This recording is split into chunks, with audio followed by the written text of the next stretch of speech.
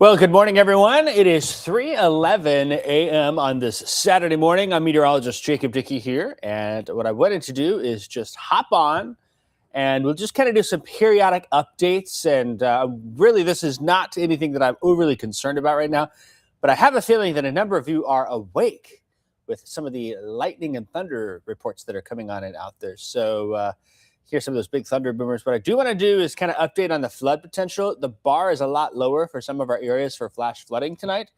And so I thought I'd just hop on and talk about that here. We have no severe thunderstorm warnings, no tornado warnings. All we have right now is flooding. And so that's our biggest concern here is the flood potential across the region. So let me just check my pages here and going to hop on a few other accounts, make sure we're going everywhere we need to. Okay, looks like we are. We're getting everything turned on here. So what I am wanting to do is, if you're watching, let me know where you're watching from. And then if you're having some flooding reports, I would appreciate that, because two-way communication going on here. So we know that there's been some heavy rain, and we know there's more heavy rain to come here. And so we'll kind of spend some time talking about. So if you got any reports, we will take those. We really appreciate that. It says we're working hand in hand with the National Weather Service to update on the hardest area so far is McLean County. Yet again, some really nasty flooding going on in the Bloomington area. The Sugar Creek went up 6.5 feet in 2 hours there, and that's a pretty stiff increase. And down in Minear, there is water that's entering a basement egress window. There's a number of vehicles stalled in floodwaters on Hershey Road and Oakland Avenue. And another Oakland Avenue report, we've got viaducts with water in them. Empire and Towanda on the east side of town, east of the airport, vehicles stalled in the floodwater. So really, McLean County has got the worst conditions right now of the flash flooding that's going on there. And they've had a lot of rain. They've still got some intense storms on the south side of town there. Some good news for Ford County. I know a lot of folks there probably awake.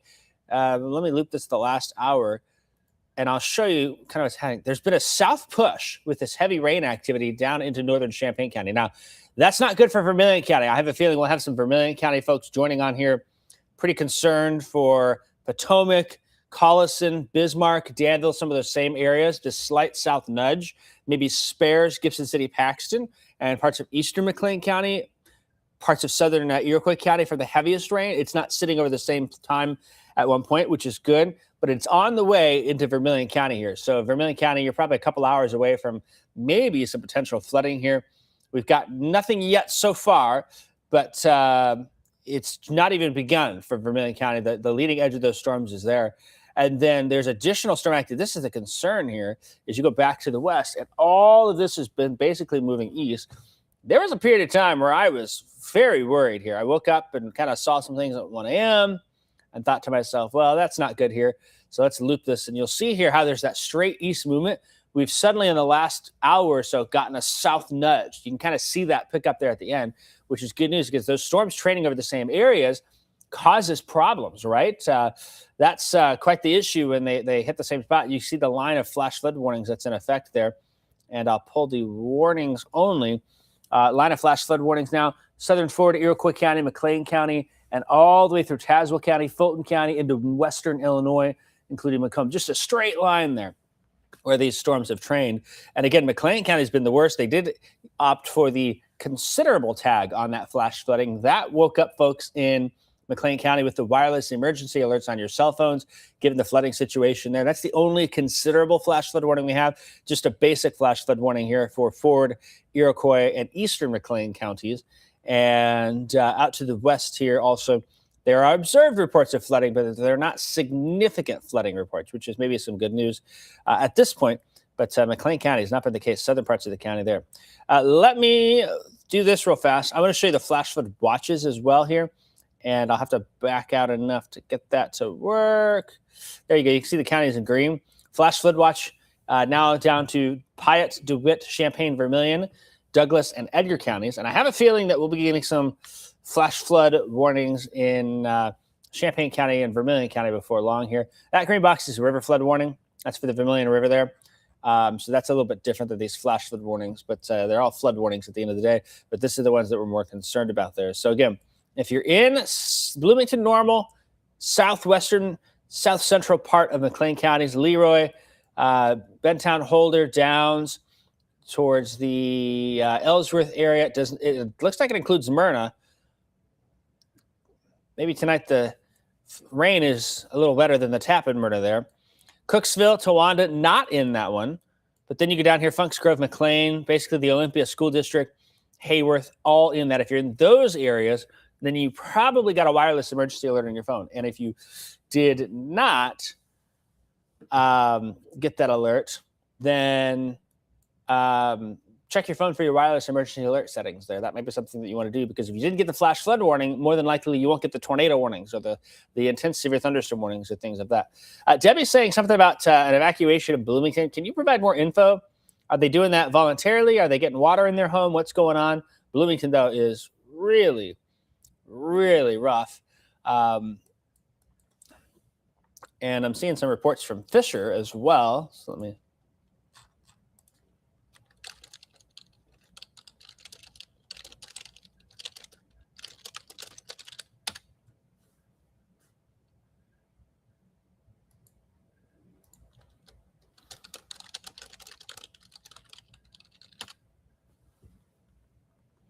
So we'll see. Probably going to have some issues there. The other thing that I can show you, and it might take me a moment to find this here. Looks like I don't have it. What I'm going to do is I'm going to throw this full screen really fast. And I'm going to switch computers. And I'm going to throw up the other weather computer, because I'm just going to sit here and kind of point some things out. I think that might work a little bit more in my favor. So it's that. We'll switch that there. And then, actually, you know what? I need to... It's in the middle of the night. We got a little behind the scenes work going on here, right? Is that how that works? I need to switch this router 7 to max 1. And we'll pop that up. All right, so there you go with these storms coming in. And what I want to show you is the 12-hour rainfall. You'll see the swath of heavy storm activity, just this line across the middle of the state here. I mean, it's a fairly narrow band. It's maybe 30 miles wide.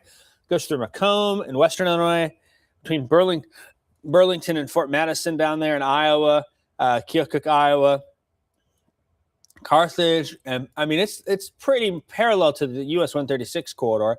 Then it gets through Fulton County, Tazewell County. You start seeing those purples, you're over 4 inches, and some of those pink colors now indicate 6 inches. The other thing is the numbers on here are likely being underdone. We think that the radar is not accurately picking up how heavy the rain is. Some areas have had some significant rainfall totals. And when I say significant rainfall totals, Paxton got a ½ inch of rain in 17 minutes. Bloomington got, I think it was 0.88 inches in 30 minutes, if I recall correctly. There was some torrential rainfall with these storms in a very short period of time.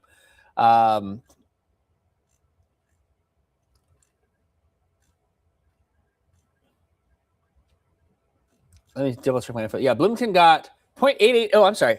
I said that wrong. 0.88 inches of rain in 15 minutes. 0.88 inches of rain in 15 minutes. So that's something else that's going on.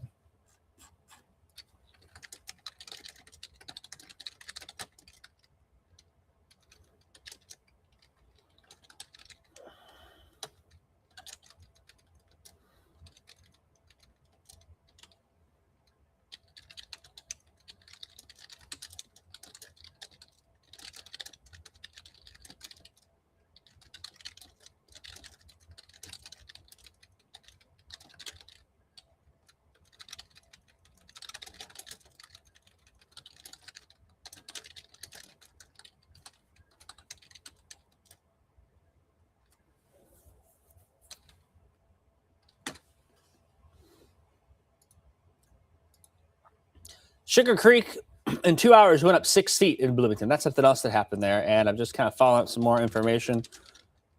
I'm going to look at the Sugar Creek flood gauge on there because there's, we're talking last night, say these same areas got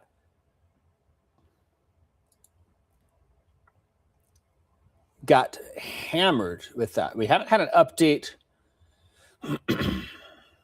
in a little bit. The data kind of stopped at 2:15 a.m., but getting some reports that the Sugar Creek is rising rapidly in McLean County there. So if you've got any information about that, it would be much appreciated to figure out what may be going on over there. But the biggest concern right now is the McLean County area, which is what we're looking at. So kind of monitoring that.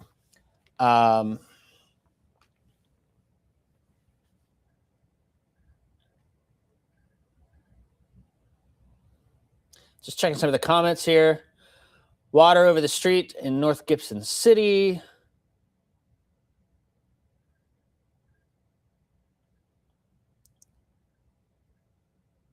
Okay, Debbie says floodwater is touching their house. So that may be what's going on. Some folks saying they got water in the basement. It's quite the active setup ongoing here. Continuing to get those flash flood warnings out there. And we'll spend a little time here looking at that. Just got an update of a new flash flood warning in Ford County. Wireless emergency alerts going off in the Gibson City area.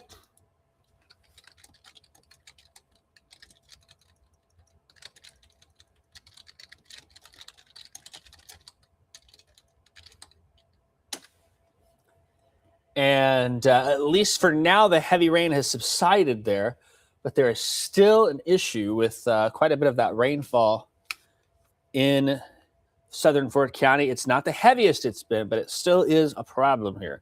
And so that's what we are looking at. I'm getting a few other things adjusted behind the scenes here, so pardon my racket as I make that. But likely some folks joining the stream from Ford County. Considerable flash flood warning, and that activates wireless emergency alerts. That's a Samsung. I need the Toshiba remote control. Where is that? Sometimes people take our remote controls and hide them around here. We got about 50 TVs, so that means 50 wireless emergency alerts. Champaign County just got a flash flood warning also issued. This one, I believe, is a basic level one. I do not believe that they are activating it for the considerable tag, because otherwise my phone would have gone off here. And I need to switch weather desk to, there we go. So emergency alerts in Gibson City and in Paxton for considerable alert there. Oh, hey, Kevin. Kevin's awake. You need a microphone? Oh, I just heard myself come over to the phone. And you're like, I'll come in there. Sugar Creek went up 6.5 feet in 2 hours. Bloomington got 0.88 inches of rain in 15 minutes. So I was like, I'm going to jump on here. Some folks were saying that water was encroaching homes along Sugar Creek. So I was like, I'll just kind of watch. And we just got the upgrade in Ford County for a considerable flash flood warning. And then Champaign County, they added it. Vermilion County, not far away, but we're about to get a nice thunder boomer here in the Champaign area. So I've got the chat up here so I can see some flooding in Fisher, I should say, being reported. Taking on water in the basement in Fisher. We got no severe weather. Do you want me to go get your microphone? I think you want to. Okay, you want the anchor? Yeah. Okay. So Kevin's joining here. He was taking a nap in the weather office. I went to bed at like 7, and Kevin's been here since 2 this afternoon, I think, give or take. So we're just kind of sleeping as is. Oh, Kevin, Days Inn called.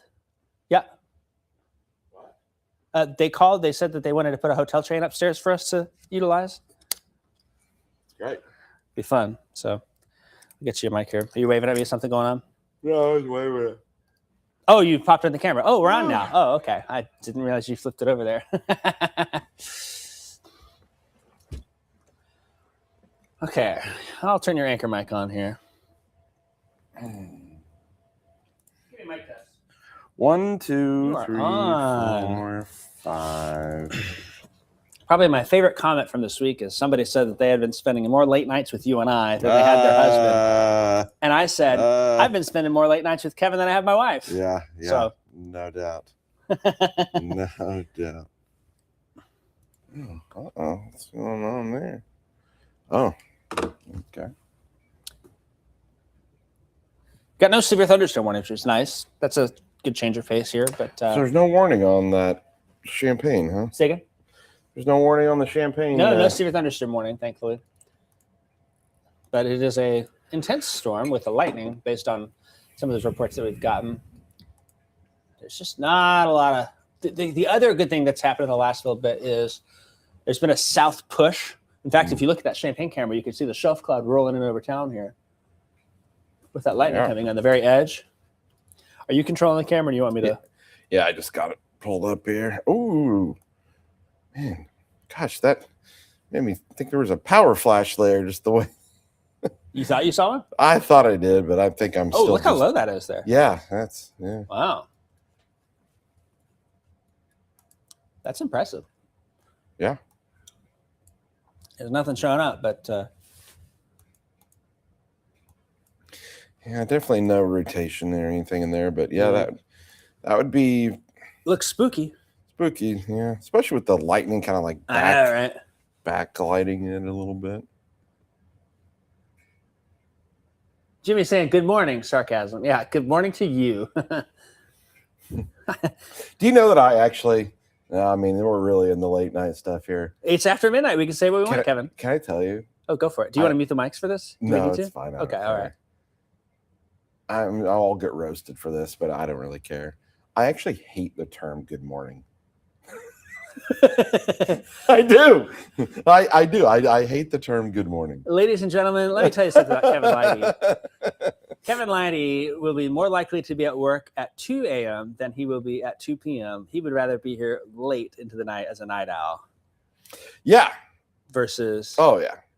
Yeah, I mean. I have late night owl tendencies, but I feel like I just have this weird thing where I could sleep a couple hours and be good. I didn't get a nap yesterday at all. No nap? No. I went to bed at 8 p.m. Woke up at 11:30. My dog jumped on me. And then fell back asleep, and then woke up at 11:30 and kind of saw the storm set up. I thought, oh, that's not good.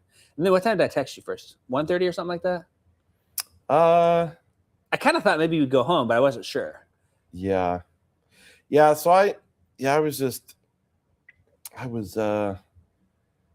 here and watching those storms coming in, and I was like, well, I'm just going to stay here. And I was watching. I have a really good picture of you on the couch snoozing. Do you? Am I allowed to post that on Facebook? I don't care. Whatever. Yeah. Hey, some people actually agreed with me. At least a couple of them. Heather says me too. I love it. All right, great. I did not get donuts last night. Well, they weren't open, so I couldn't get them. Somebody messaged me that they're open now at like 8 a.m. and I was like, "Are you bringing me something?" No. Ooh, good morrow. I haven't heard that term. Good morrow. That sounds very British. It's medieval times. I want to throw up the Gibson City camera. Somebody was asking about that just briefly. I've been looking at it. It's up at the hospital there. It's not raining as heavy. Rainfall rates around inch an hour up there are expected at the most. But I think that Champagne's camera here from the studio look at north gives us the best view. Yeah, I mean, that lightning once again. I mean, gosh. Man, that's such an ominous looking cloud. Yeah, it really is. And it's kind of moving slow. I didn't know whether to keep panning along with it or just stay with that lightning. Yeah, I'll pan it out a little bit. But the lightning last night was actually, I meant to send this to you. The lightning last night, I think, was a little more impressive, but it's still pretty good tonight. Let's see if I can- There were periods of time last night where I thought to myself, this is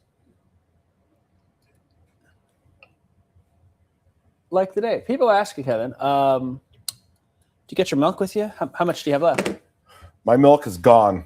Man, it was a half-gallon night. No, I finished it tonight, actually. Oh, it's already got. So you're out of milk now? I'm out of milk. Oh, I'm man. out of milk.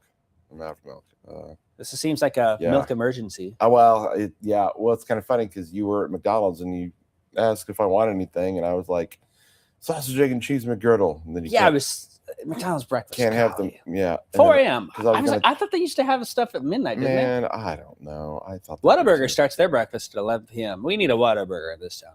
Yeah. We need a Whataburger. We need a Trader Joe's. We could take In-N-Out too. At a certain point, you get too many burger places though, but Yeah. or Smith Burger needs to open 24/7. They need to keep that food truck going. Especially in Muhammad. Yeah. I think they should open up in Gibson City. There's a few places. Cole saying, can you change the comments to allow photos? Unfortunately, we cannot, but you can message both of us here. And you're right. I wish that they could do that. Oh, yeah, that would be nice. Mark Zuckerberg, if you're listening, give us that ability. And then somebody's saying, I will brave this storm to bring you milk, Kevin. Somebody DoorDash this man milk. Panic, no milk. Remember, everyone, it's got to be 1%.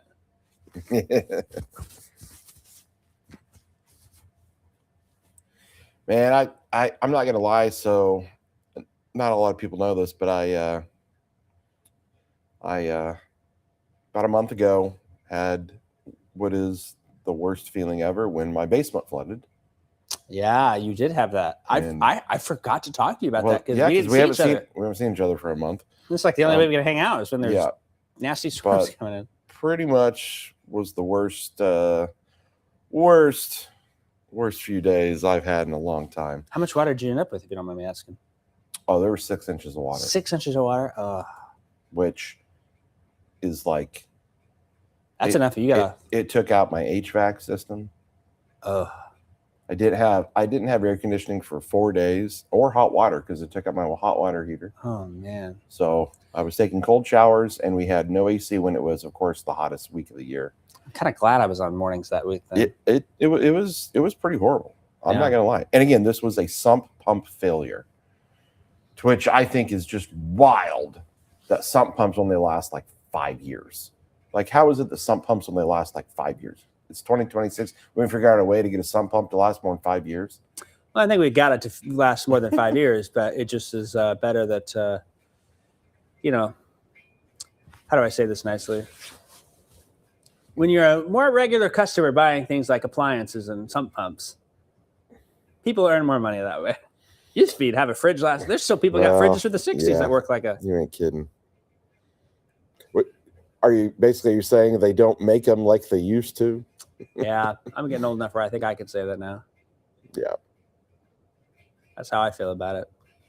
Yeah, so I feel for the people, and I have kind of PTSD from that. Like last night when I got home, I just hear the water pouring in to Do my something. pit, Yeah. and hearing the thing just like run constantly. I'm like, don't fail. I remember the Gibson City flood, and that whole thing. My parents' basement Oh, flooded, and my parents were not in town. They were helping my brother move. He was moving bases for Air Force, and so they were out of town then. And I was the only one in Gibson. So that day, that was 5 years ago, like 2 days ago. So that day, I was trying to get info out to you guys. I could barely get text messages out because it took the power out, and so the sump pump just stopped working. My parents happened to have a backup generator, but the problem was the sump pump wasn't just able to kick back on. I had to manually turn it on. Mm. And when I manually turned it on, then it still didn't work. It had sucked up some gunk in the pipe. oh, So when I pulled the pipe open, the gunk went solution shot out in your all over face. me in Oh, the middle of this. And I'm like, I don't know what that was. It got out of my mouth. I'm still here today, so that's good. But I just remember, like, I was standing there, and there was about a couple inches coming, and you could literally see the water level rising up because every one of our neighbors had water in their basements. man. Our home sits on a slight hill, but like just the water flooding in. Finished basement, of course. I'm thinking, oh man, this is probably, it's after 2 a.m. I can say this. Like, I was like, Mom and Dad are gonna kill me. Yeah. That was the childhood thing when I did something wrong coming back Right, there, right? like, I'm in get trouble. killed here. Yeah. But got it back and working, and I could watch the water levels start to drop a little bit. But boy, that was not fun. It was the most helpless feeling. You're just like, oh my gosh. Yeah, it's yeah. And so I'm still dealing with it because we had to, they still haven't kind of fully restored everything yet in terms of the damage. You had to cut out some of the walls and stuff. Brutal. Were you lucky to have insurance? Yes. Yes, but it's not going to cover everything. Usually, you probably had the sump pump insurance add-on. So you get I did $5,000. Add on the sump pump insurance. The thing is, it's interesting with the sump pump insurance. It doesn't cover it covers the failure, but not the sump pump. So when I had to get a new sump pump, you have to pay for that. But yeah, no, unfortunately, I did add that to my policy when I bought the house. Yeah, that's been a constant when I've had free time. It's work on the basement and try to get it back. Getting some significant flooding reports from Paxton. Several roads are closed. I bet Paxton. I feel bad instantly. Route 9 is closed. Same spots as last night. Ottawa and Market, Hardy's to Casey's. State Street and Taft have 6 inches of water. Center and American Orleans has 6 inches of water. At least 6 inches on Pell Street from Vermilion to Winter Street.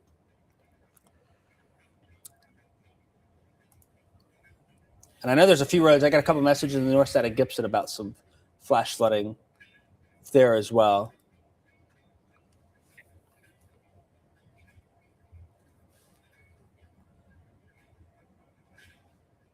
Somebody said, I got up last night to have chocolate milk to calm my nerves a bit. But Kevin, again, you're not a chocolate milk fan. We learned that last night. Yeah, I mean, I'll drink it, but yeah. Just give me the regular. Man, it's coming down here now. It is. I hear it. If I hear it, it's loud. That's very true. I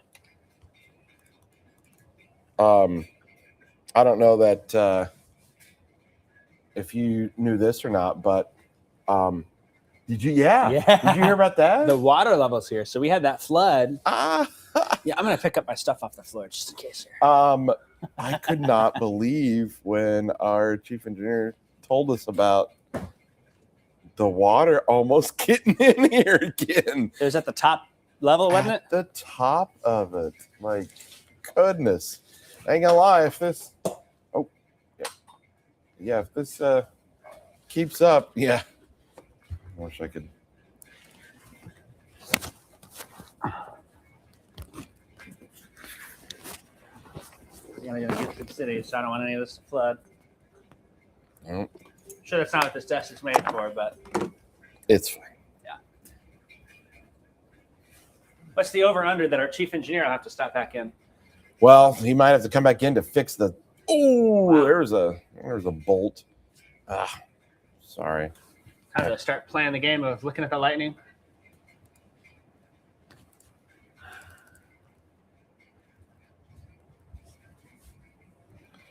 Yeah, he might have to come in because he had to go out to our transmitter site to fix the DirecTV signal. Yeah, the over the air antenna stuff.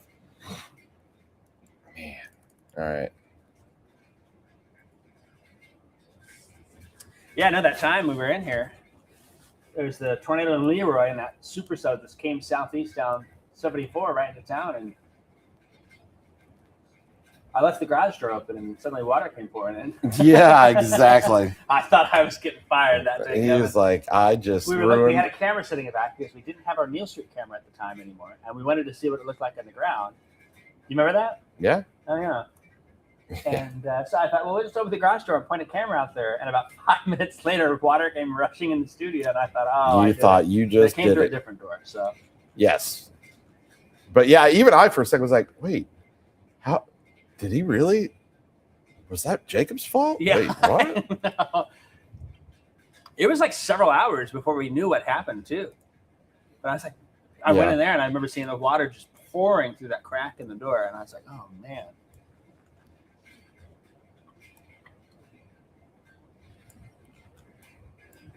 So a lot of the lightning kind of north of downtown. Market Street. Yeah, up there. Up there.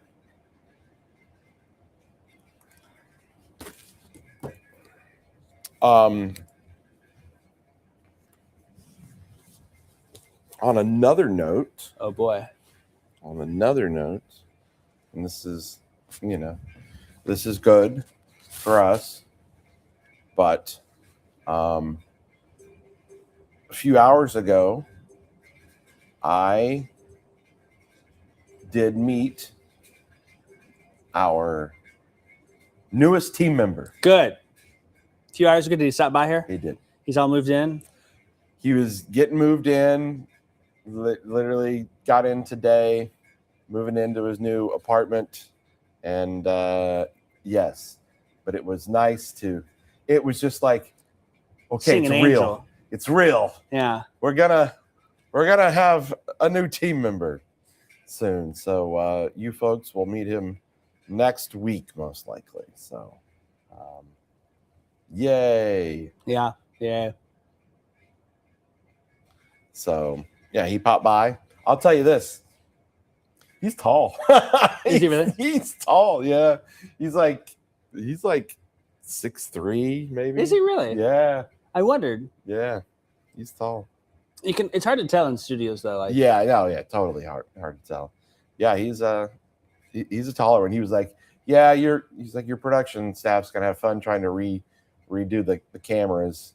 Jack was kind of tall. Jack was about too. 6'3", wasn't he? Yeah, he was a little bit taller.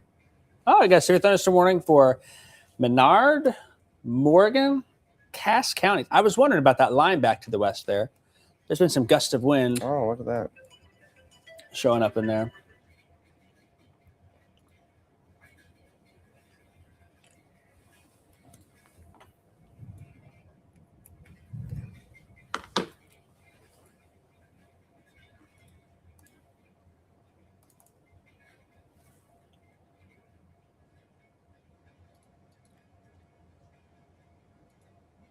What? Elizabeth said there's a bat in my living room? There's a what? A bat in her living room. You know,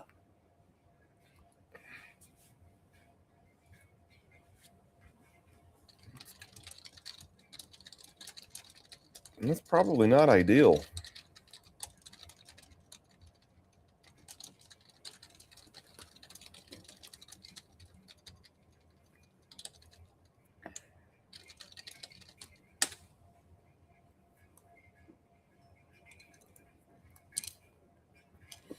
somebody asking, will he fit in the storm tracker? That's a good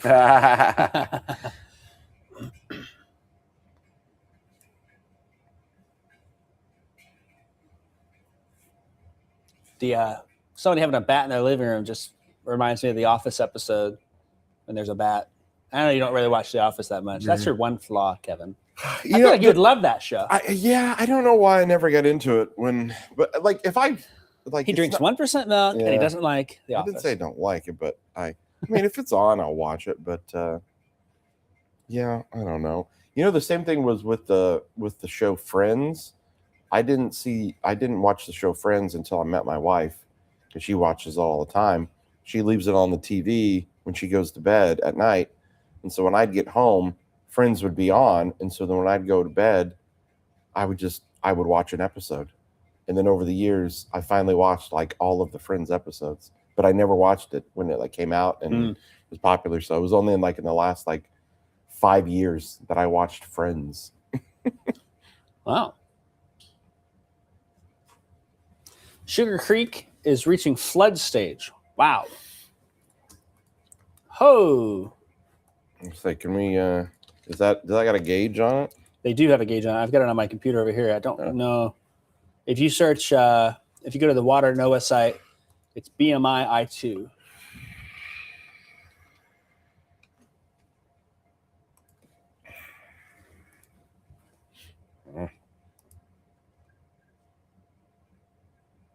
That yellow one there.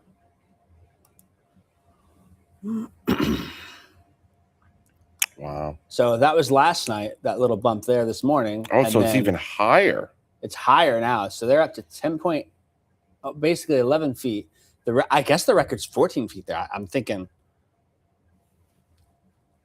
what happens when it hits that?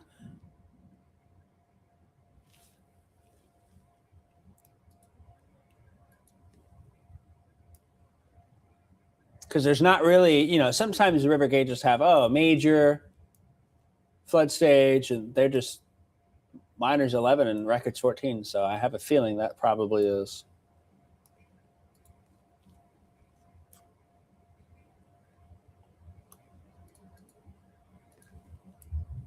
An issue there. So the Sugar Creek went up from 2 feet to 11 feet in 2 hours? And is it still? Yeah, it's still raining. Went from Is that 1.8 to 10.85. So it went up. Is that flash flood warning within McLean County like a separate one? The Bloomington one, I believe it is. Oh, you know what? Maybe that is actually what went on there. Is that Because like some folks down at Leroy, and they were like, I didn't get the alert. I think they just did the considerable tag for Bloomington. for that center one there? That would make more sense. There's some folks out there.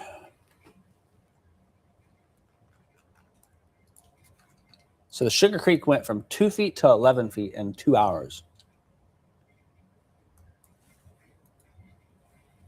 Let's see.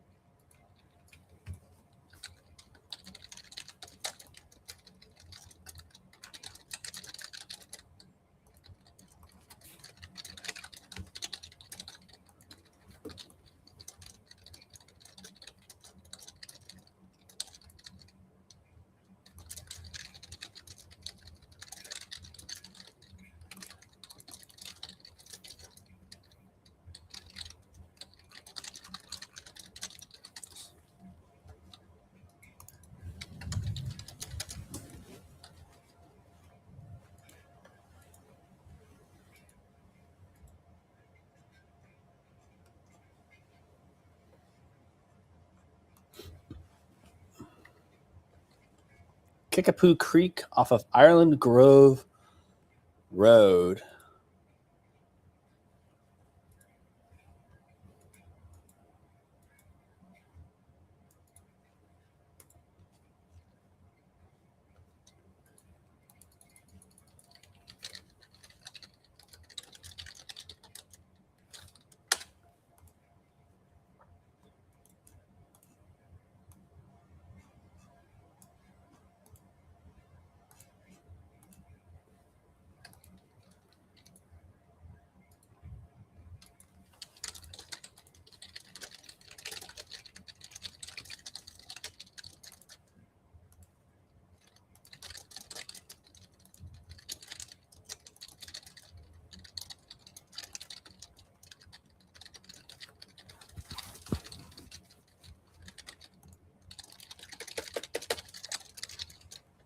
Oh, so here's your. Oh, goodness.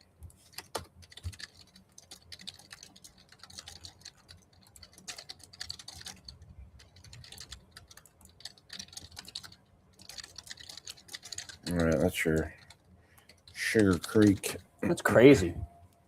In 2 hours, it did that. So yeah, I mean it was 1 a.m. Look where it was there at 1 a.m. Report was 1.96 feet. It was 2.44 at 1:15. By 3:15, 1:15 it was 2.44. By 3:15 it was 10.89. That's crazy. 18 is the record. They're already at 11, and it's still raining there. That next wave coming in, if it's just south of town, that might spare it. But boy,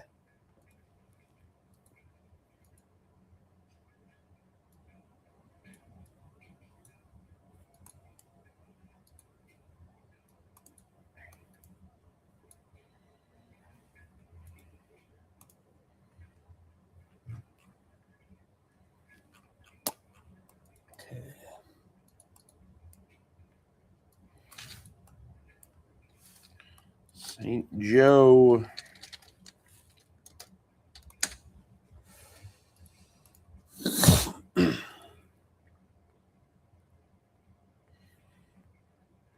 Jill is planning on going to the Gibson City Summer Bash. She would like to know if I'll be there.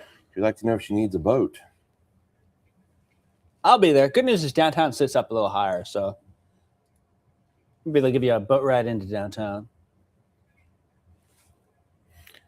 Jacob will be there live. I actually will be 6 o'clock news. Jacob will and be there then- live. So what I want you to do is I want you to go crash his live shot. Oh, thanks, Kevin. Like Thanks, go Kevin. there and You're going on camera looking people in the eye to say that.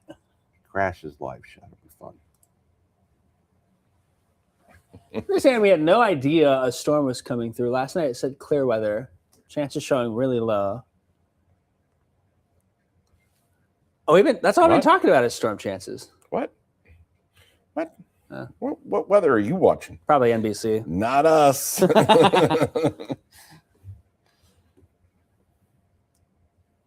Oh, somebody's saying Sugar Creek flows into the Iroquois River. There's 2 Sugar Creeks. Oh yeah. There are 2 Sugar Creeks. There's Milford, yeah. Iroquois County, but then there's Yeah. it's kind of like there's technically, I think, 2 Vermilion rivers. The Salt Fork has like 3 branches or forks, as they say. So this is the Bloomington Normal Sugar Creek.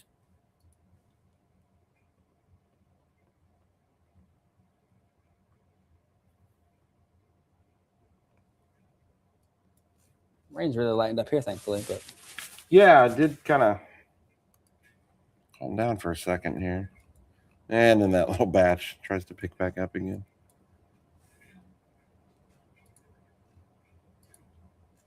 Yeah, Sugar Creek is in Indiana too. it's like such a common name. I grew up with Sugar Creek. Pretty sure had like a, I don't know, was it baseball team or basketball team? We were sponsored by Sugar Creek Lumber. Pretty sure. Must have been. Somebody says they can see the center of Lot Boulevard, Gibson City. Wasn't visible an hour ago. That's good. Sugar Creek Hardwoods in Waveland, Indiana. Sounds right.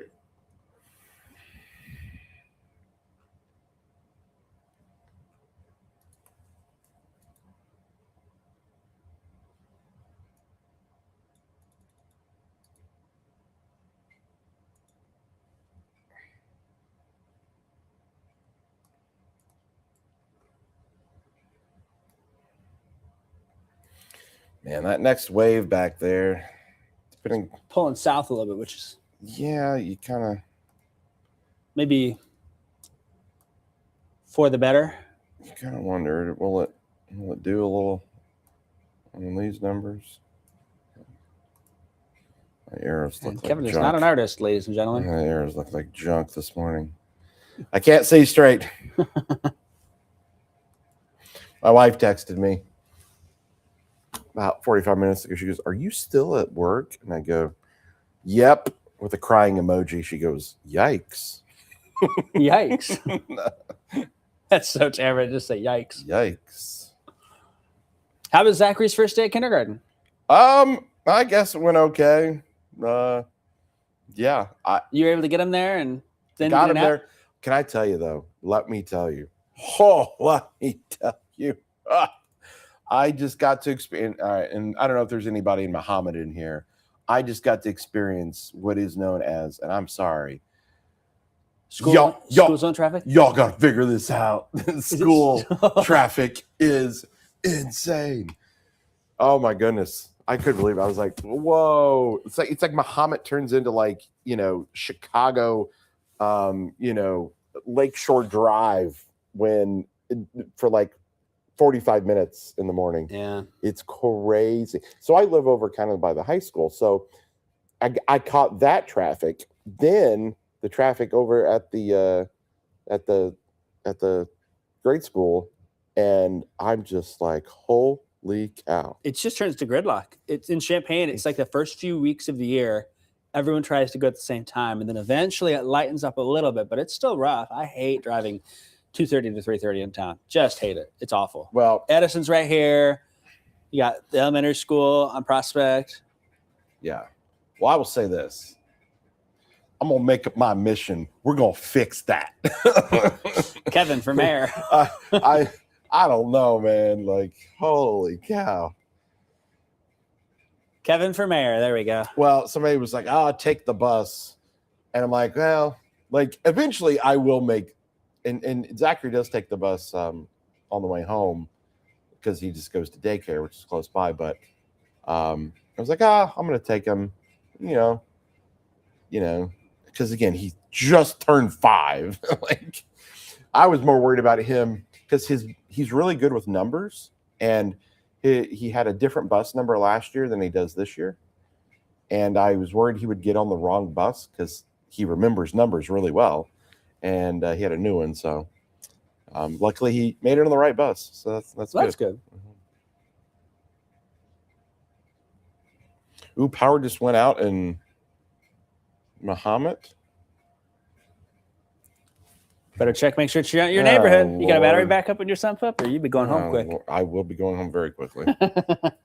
Call your wife. Hey, Start Barbara's the- saying, where's the Sugar Creek? We're talking about the Bloomington Normal Sugar Creek.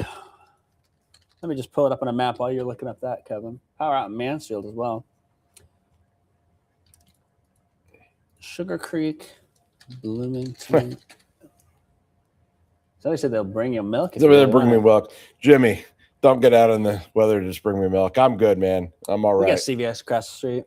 Okay, so the Sugar Creek in Bloomington, if you happen to be on Veterans Parkway, it's the little creek that goes along the Constitution Trail, and it crosses Veteran Parkway. Basically, what is that? What's something people remember? Right next to the Chateau Hotel and Conference Center. So if you're familiar with that, I believe that's the old Jumers. Let me look at the street level here. Next to Jason's Deli, Steak and Shake. Yeah, I think that's the old Jumers. They call it the Chateau now. So it's north of Empire. It's up between General Electric Road and College Avenue, and it snakes down through Bloomington on the south side there. And I guess, what's this fork? There's another branch, I guess, that probably like a drainage ditch that goes up to Fort Jesse Road and Veterans Parkway and cuts south of downtown. And then exits in the southwest side of town. It's over at the 150 by the Culver's and McDonald's is where it crosses on the west side of town. And then it takes off to the south and west. And it's still the Sugar Creek by McLean. It crosses 136 west of McLean. I'm just following all the way down. Where are we going to? Northwest of Lincoln. It crosses Route 10 west of Lincoln. That's a little longer than I thought it was. And then it joins the Salt Creek, southwest of New Holland, and then heads towards the Illinois River. So that's the Sugar Creek in Bloomington that we're talking about there.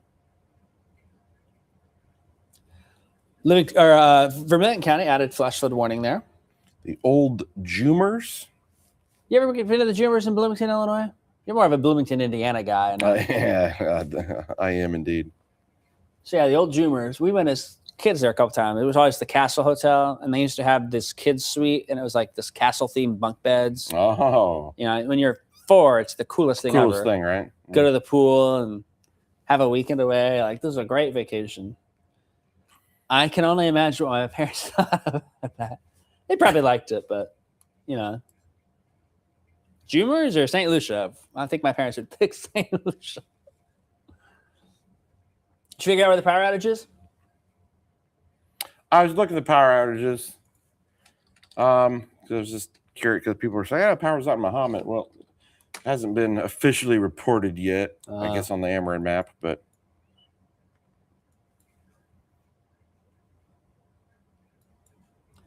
sometimes it takes a minute. I wonder if it's between Mansfield and Mahomet. I wonder if they're out in that. Is it the Oxbow on the west side there? Is that what they call that neighborhood? in Mahomet. Yeah, you drop south of 150. Oh, yeah, that's actually where the tornado went across. Yeah, you're right. The Spring Lake, that's what it is. Oxbow Ridge.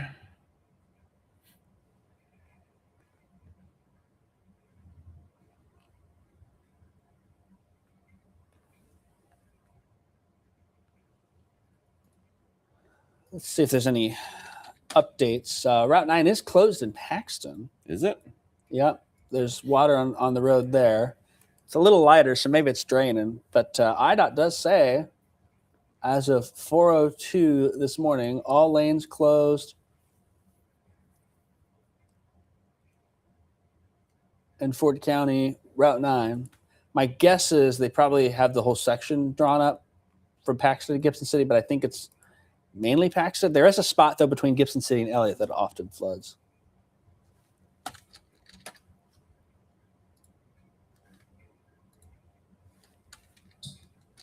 No, they're saying, yeah, Route 9 closed in Fort County again.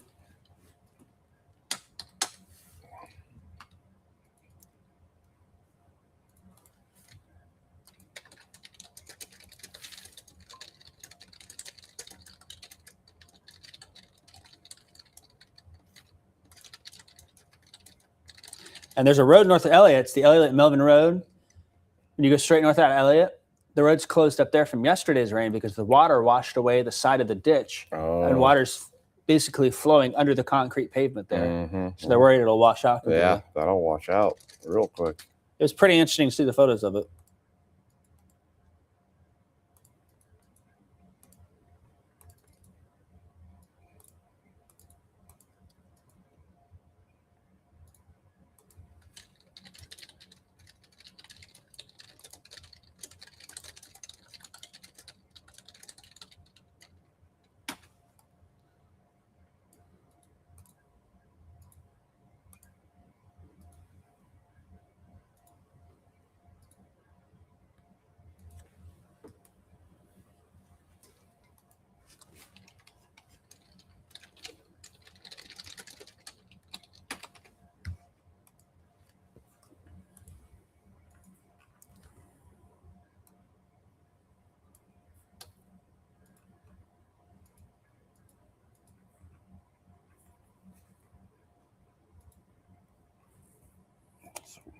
Route 9. So it shows Route 9 closed in McLean County. Ford County, between Gibson and I guess I didn't look at McLean County. It shows like a little area there near. Oh, Route 9 is closed for construction. That's construction there. Yeah, right there north of Aerosmith. Yeah. I think they're doing a bridge replacement out there.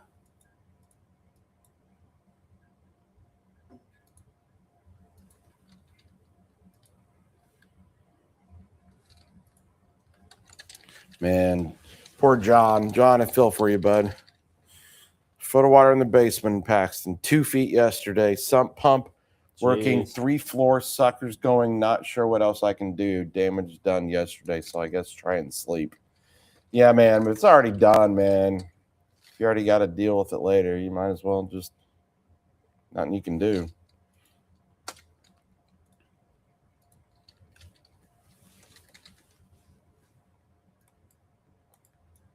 Uh-oh. What's that?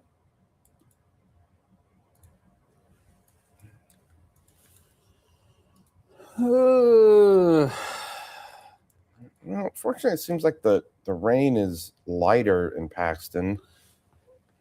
But yeah, that south push has been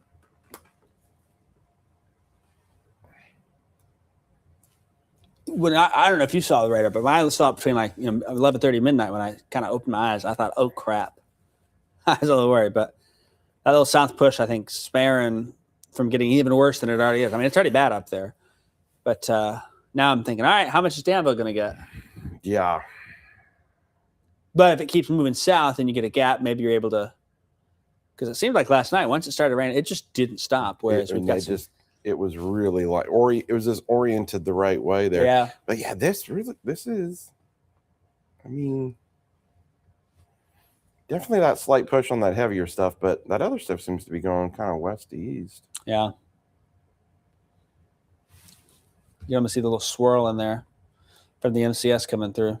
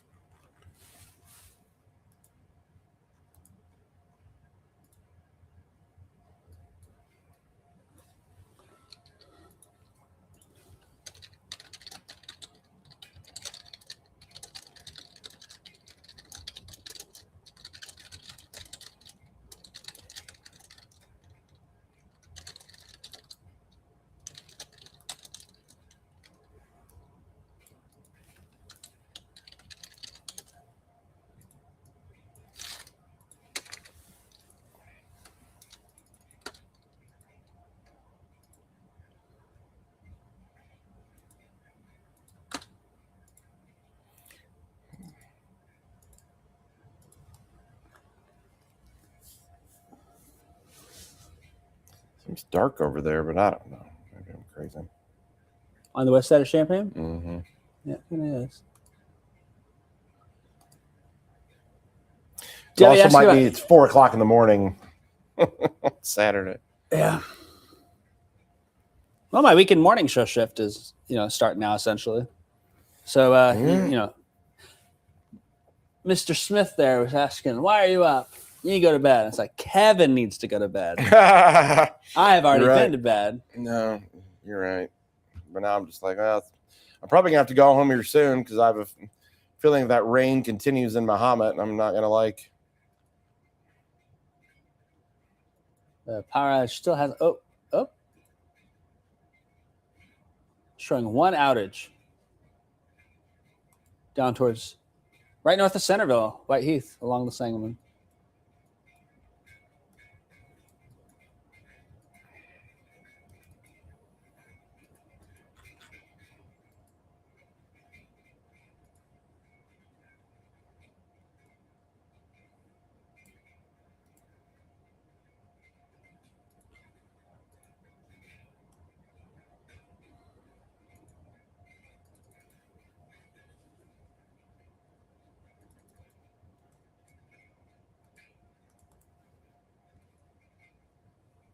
They were like, let's just issue the flash flood warning for Indiana counties.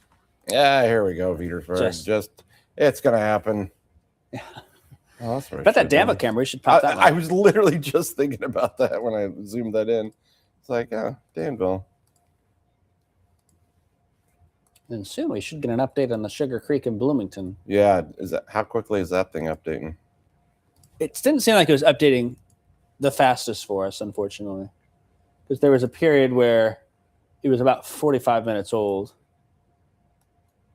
Gosh, so it might even be higher right now, huh? Yeah. If you follow the trend line, it probably has breached 11. But if it keeps raining like it is, I mean, there's still some moderate rain there in Bloomington. It hasn't let up.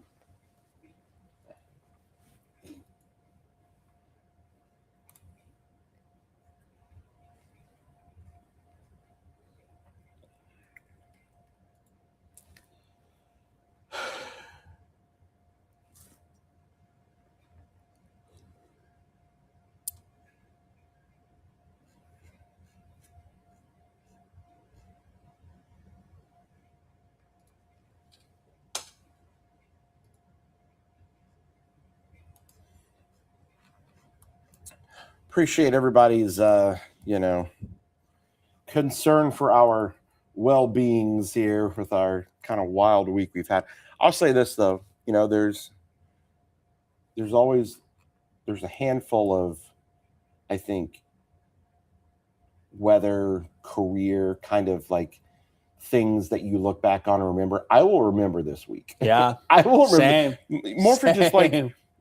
just like I think we've been on streaming and doing coverage like every day since Sunday almost. And With this marginal risk for today and tomorrow, it'll be 8 days in a row that we've had some sort of severe weather. some risk. sort of risk that many days in a row is like, I mean, that's like the stuff they get out in Oklahoma, in the springtime where it's like, but we've had it here, but we've done it with our 2-person staff, which is just wild. I've had fun. I mean, like, We put a tornado on TV. What I say is Before the tornado warning came out. Yeah. Even. what I say is there are, in my opinion, 1,000 other worse jobs that I could have that I would have to do to where, like, it would Kevin could be be a lot worse. bus driver in the school zone every morning. Oh man, I don't know how those buses do it either, man. Yeah. Goodness. So yeah, I think you just got to do what you do, power through, and we'll get our rest soon. It'll get here.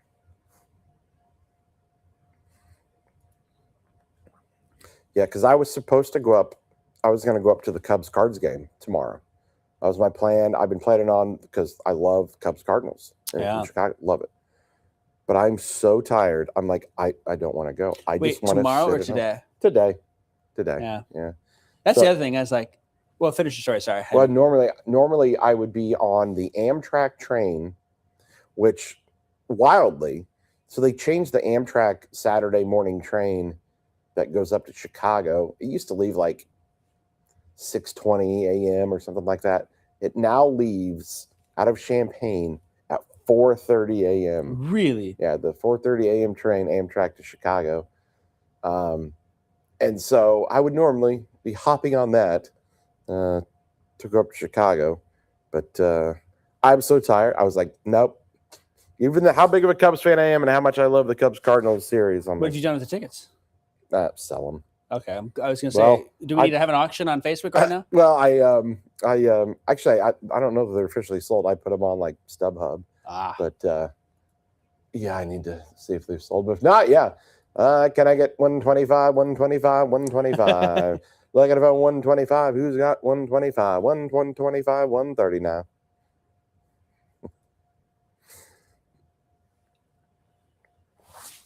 Yeah, that's the thing about this week. I told my wife, it's like, just because of how irregular the sleep schedule's been, I'll get 3 hours there, 4 hours there. I was like, this has been the longest 15-day week of my life. Yeah. Yeah.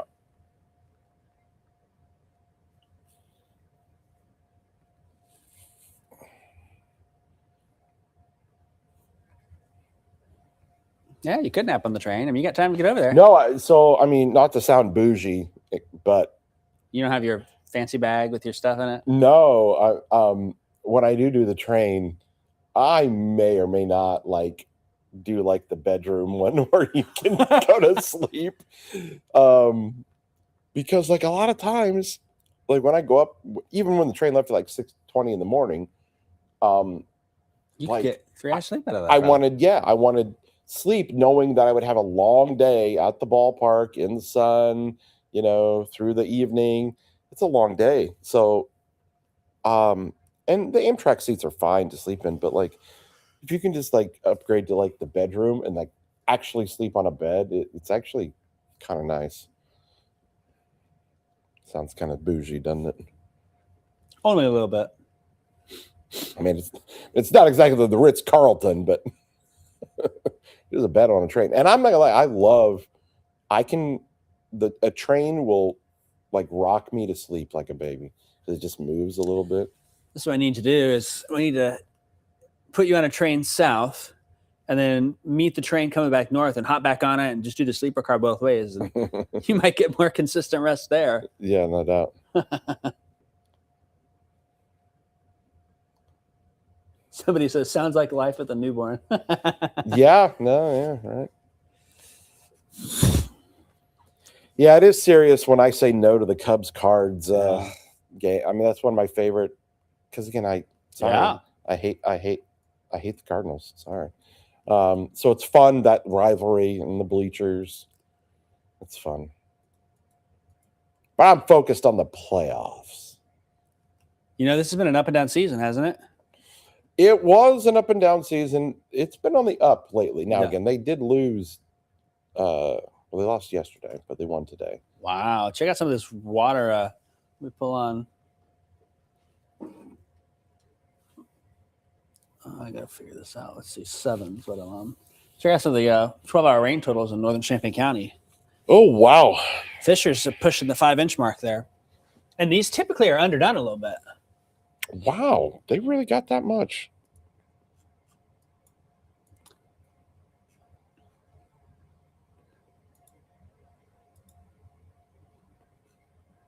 I'd be very curious what the Sangamon's going to look like. Yeah. This morning when I drove to Sangamon and Muhammad, I was kind of surprised it was as low as it was. But that's one of the rivers where sometimes it'll take a little time for it to come up. I remember after the Gibson City flood, it was like 2 days later, it was Muhammad just Yeah. full of water.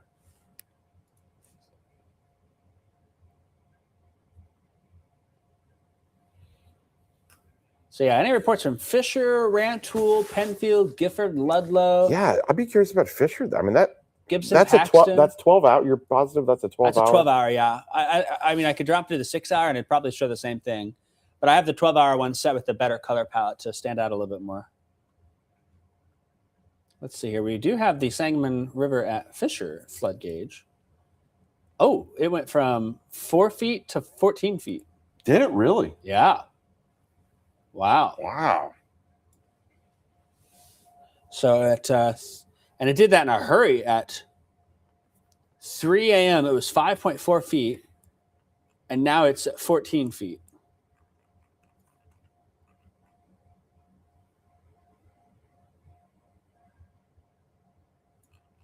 So it was up a little bit. Wait a minute. Friday? Oh, it's been constantly rising through the day. So it may not have caught on to this rain yet because the last report we had is at 3:15 a.m. So it's been rising. Okay, so it's the 24-hour rise. Oh. So it's not factoring in this rain. Yeah. Kind of see, because the Sangamon usually doesn't kind of flash like that. I mean, If it did, this is the time of the Yeah, day. no, I mean this. Yeah, it'll flash on that though. So yeah, I'll be real curious to. Yeah, because so that hasn't registered in an hour. No.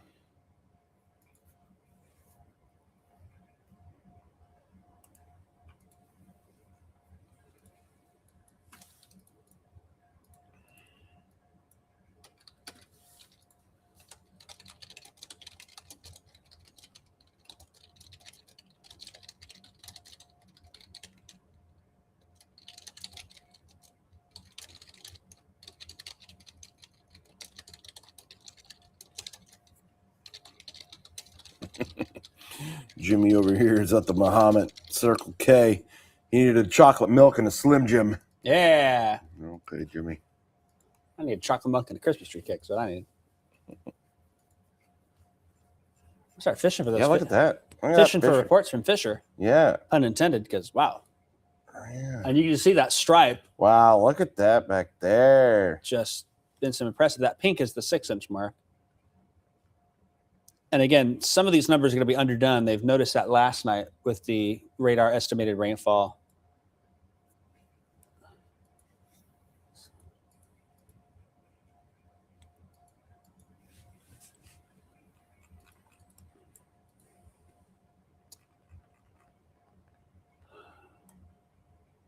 Well, I don't have to mow this weekend. Say again? So I don't have to mow this weekend. It's Well, too wet. By the time you're going to be able to mow, you're going to have a jungle in your front yard, probably. Dude, you are not kidding. You know who's made it out like a bandit this year? So the folks that do the snow plowing in the winter typically do the mowing in the summer. They had a great winter season. Yeah, they had a great They got winter. a great summer mow Yeah. season too. No, yeah. Yeah. It's very true. Any reports from Fisher? Anyone watching in Fisher? Maybe they're all pumping their basements out now, trying to keep up. I don't know. Gosh, that might be. Oof.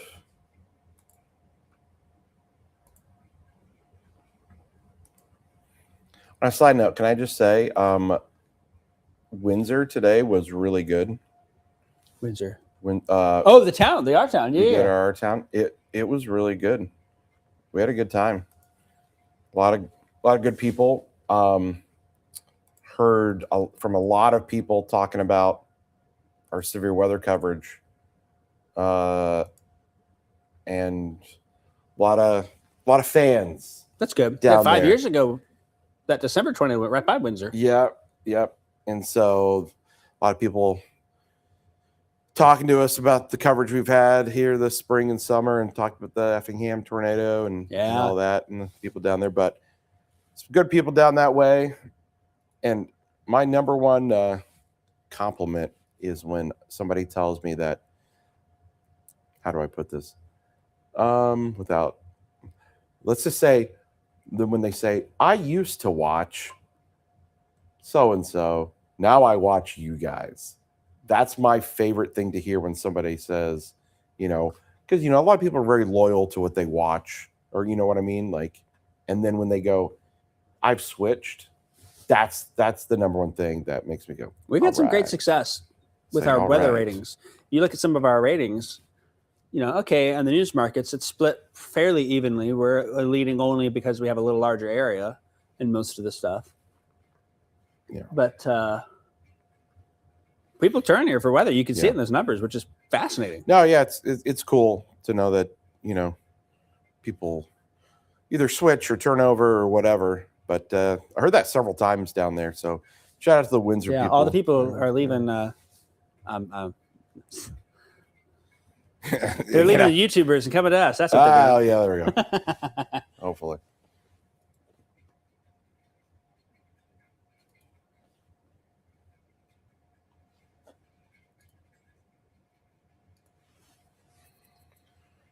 It is 4:23 in the morning, folks. 4:23 a.m. Saturday morning. I don't know who else I'd rather spend my time with on a Saturday morning. I can think of a few. Yeah, now me too. I don't know.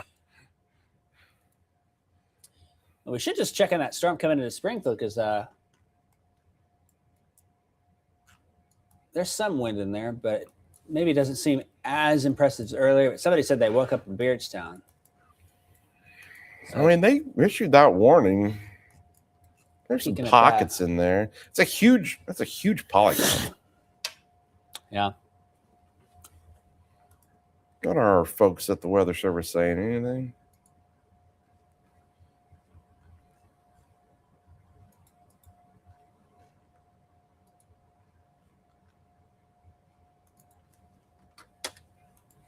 Maybe I should turn on check the county info, see if there's anything. I'll be surprised if there's not much coming from Fisher with that much rain. Angel is checking in from Weather Airport TSA. Are you flying or are you working, Angel? And if you're flying somewhere, where are you going? And by where are you going, I mean, take me with you.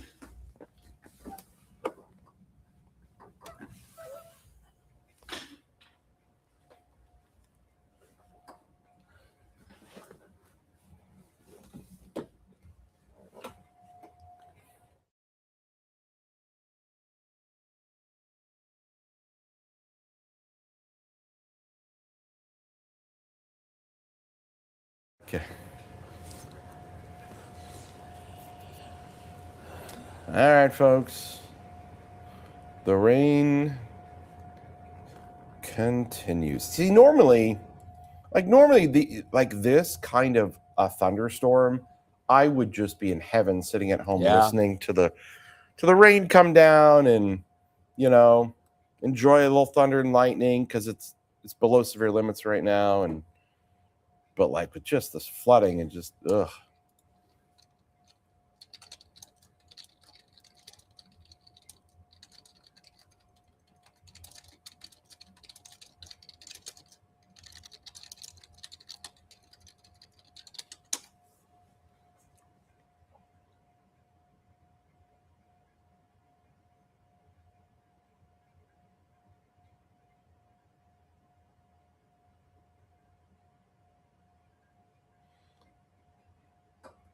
Leslie here's lobbying us for a raise. Thanks, Leslie. Email. Yeah. Email. What if we started a campaign and said, "Hey, everyone, email this email." Oh man. Oh, but don't say where you got it from. Never reveal your source. Yeah. Compliments to here, please. And also say this and this, please. Here, we'll write it for you. Pretty sure everyone in Central Illinois doesn't want to be in Central Illinois anymore. It's funny because when I came here, Kevin, I came from Southwest Oklahoma, and that's supposed to be Tornado Alley. And who was I talking to? Oh, I was at the Champaign County Farm Bureau Foundation's scholarship banquet this week. I was able to squeeze that in on Wednesday because we didn't have severe weather. I try to do that every year, and that's Papa Do's. And of course, I'm like, yeah, I'll take free pizza. So some guy, one of the students had won a scholarship, was going to Kansas State, and I said, so you're going to go teach them what to do during tornadoes now, right? Because the numbers, like we've had more than every state in Tornado Alley, traditional Tornado Alley per se, combined. We're at 204 for the state number now. 204. And it's over 90 of those were in our viewing area. Yeah. Pretty crazy. Let me see here. What did I do? Did I put it in there?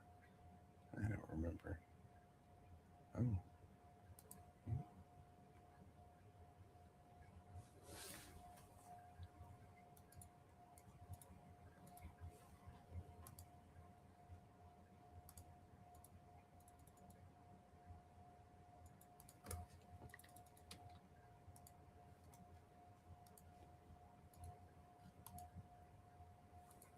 Anyone in Fisher, Dewey, Rantoul? I bet the viaduct's got to be flooded in Rantoul. Like, I can't imagine that's not.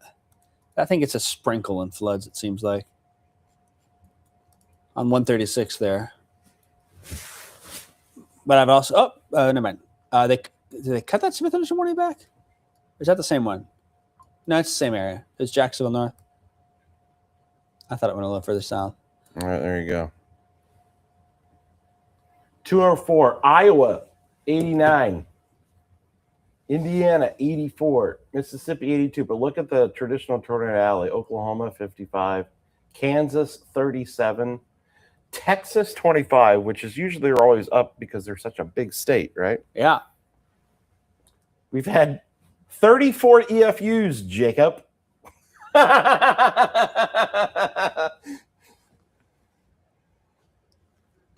Some people don't get that joke, and that's fine. Yeah, we love it. A nice EFU every now and then.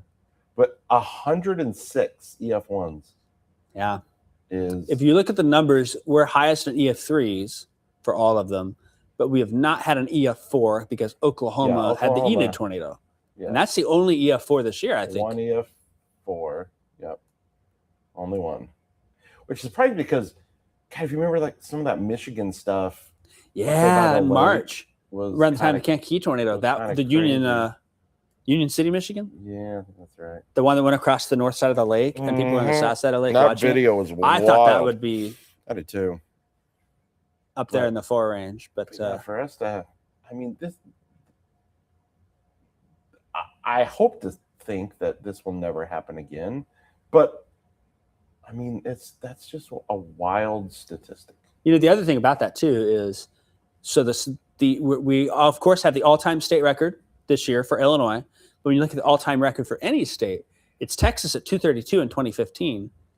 Because one, Texas is such a big state. So we're only 28 behind that.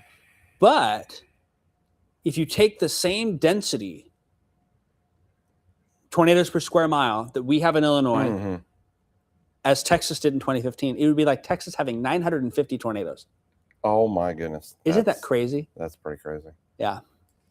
The other thing is I do at some point want to add up the length of all of them. But how many I don't have miles? Time to You'd have to add 204 tornado lengths. But we've had some long ones. I mean, 25 miles, the EF1 from Deland down to Basota Mensdoras. The Effingham one was about 25 miles. Didn't you? Do you still have like the running tornado total thing? I do. I've got it actually over think- here. You want to pull it up? I think I got it. I just wondered if the graphic was updated because I've got it. I think is this it? Is this you? Yes. Is that When did I update that? That does not have the D-land tornado, so you got to add one more EF1 on there from Tuesday. 'Cause We've had- I updated that on. I updated that last. we've had 90 in our kind of DMA on that map. 90.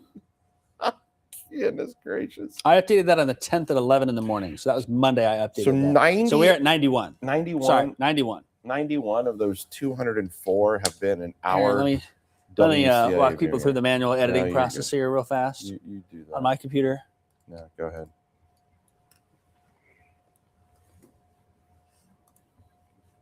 So this is all I've been doing. So first off, 2022, Kevin, had 5. 2022 had 5 tornadoes. That was such a dry year. We thought 2023 we thought, was busy. Yeah, we thought, whoa. That was when the derecho happened, sure. and Sangamon County had those EF2s, and then you had the EF2 in August that touched down. You were on that storm in Christian County Mhm. by New City, Yep. Oh yeah. and I was trying to remember the other notable ones. The 2 EFUs in Champaign County then was the, I take that back. There was the EFU and the EF0, and the other EFU there is in Paxton. That was that February morning event. It was like 9:00 morning show. And I remember Oh, telling yeah. Karina Rubio, I was like, Karina, I'm probably gonna have a tornado warning to this show.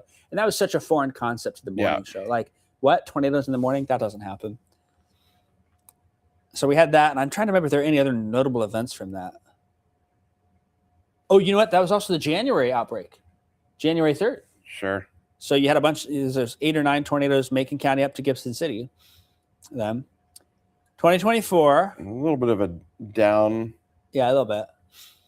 The Macon County ones was like this weird east-west moving or west to east moving. And it was like, do you remember it was that tornado? I think it was up by Latham and it just looked super dusty, Mm-hmm. not a condensated funnel. And it turned out it was 4 tornadoes. And then you also had that diving summer storm in mid-June that produced all the McLean County tornadoes, and Gibson City got the tornado right northwest of town. And it was like 100-mile-an-hour winds. It knocked down the huge transmission lines, those big metal ones in McLean County, Lexington area. Oh yeah. So it took those down. And then I don't remember what happened in Macoupin County, but I think the Vermilion County ones were like, one of them was a morning tornado, the other was a land spout. Here's 2025. We were like, oh man. 2025. We thought yeah. that was a busy year. Yeah, I thought. Well, that was yeah. We had the Neoga EF2 on air. We had the Macon County EF2 on air. The one that was by Piatt County there, south of there, that EF2 was the same night as Neoga. And that's when the tornadoes came up and hit Gordyville up in Champaign County. And there were just a blitz of other events. And we thought 2025 was pretty busy. And then there's this. Goodness. Allow me to Update. add our. Hey, that looks close enough. Make that around 50. That makes this number 91. 91 tornadoes in 2026. That is crazy. Yeah.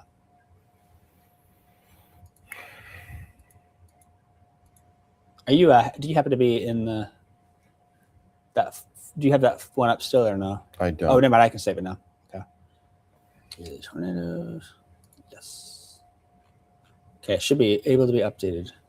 Anyone in Fisher? Still anything? Yeah, where's our Fisher people at? Where the heck is our 500 of you watching from this morning at 4:36 a.m.? Yeah. They're telling us to go to bed. You go to bed. Well, I'm gonna officially say at 5 a.m. I'm out of here. 5 a.m. you're out. That's when the fun starts. Well, yeah, you're gonna watch that second wave come in. Yeah. Oh, we got somebody in Fisher. Also, Rancho Martin. Gifford. Anyone? The flooding in northern Champaign County looks pretty significant, but we haven't had that many Oh yeah, there's people checking in Springfield, Urbana, Armstrong, east of Danville, out towards the state line. I wonder if it's like in waves. Like I wish we could follow where they're from constantly. Like they had a log in and tell us the location, because I bet when storms are moving in, you see an Yeah. influx. And Yeah.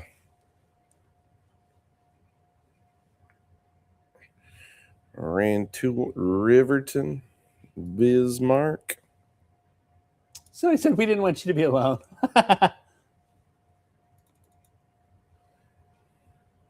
Cerro Gordo, Catlin, Gifford, Paxton, north of Mahomet. Can I also just ask those of you that are watching us here at 4:30 in the morning, are you watching because A, you are scared of storms, anxiety, B, you just want to know what's going on with the storms, C, you are just getting home from a night out, D, Oh yeah, Friday night. Yeah. you're bored, E, you can't sleep, F, you just can't turn away because you just never know what crazy things we're going to say.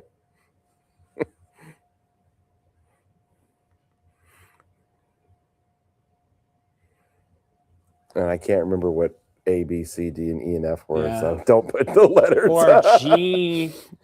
Or G, something else. Yeah, what else? You're sitting on the Oh, toilet right now? Because we like you. Oh, that's... Somebody's sitting in the bathroom right now. They turn on their phone. Oh, we'll just watch here while I'm doing my business. A, B. Can't sleep. It's noisy. What did you say A, B, and F for? I don't even remember. I Should don't write it know. down. Want to know what's going on. Can't go back to sleep. We're pretty entertaining. Oh, that's a compliment, right? Oh, I'll take it.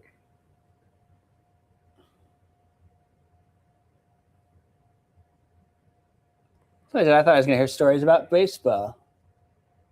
I'd love to talk some baseball. My Cubbies are catching the Brewers, baby.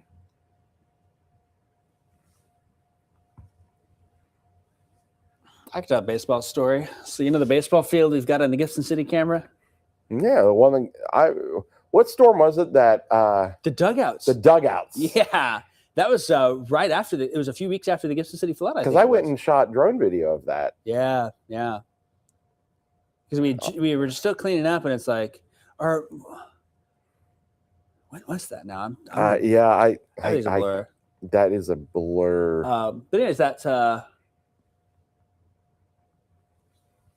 baseball field in Gibson City, I broke my leg at second base there. Oh yeah, Yeah. As Sliding? a freshman in high school.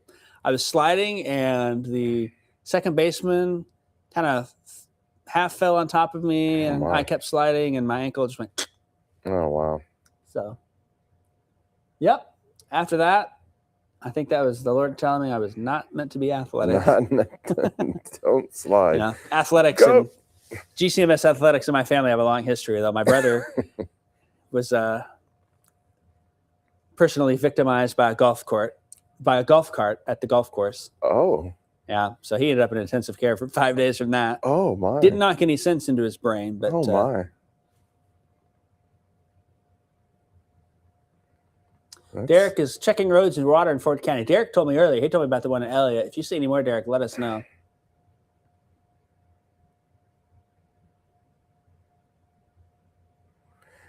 Wow, somebody's power's been out since last night. Jeez. Oh,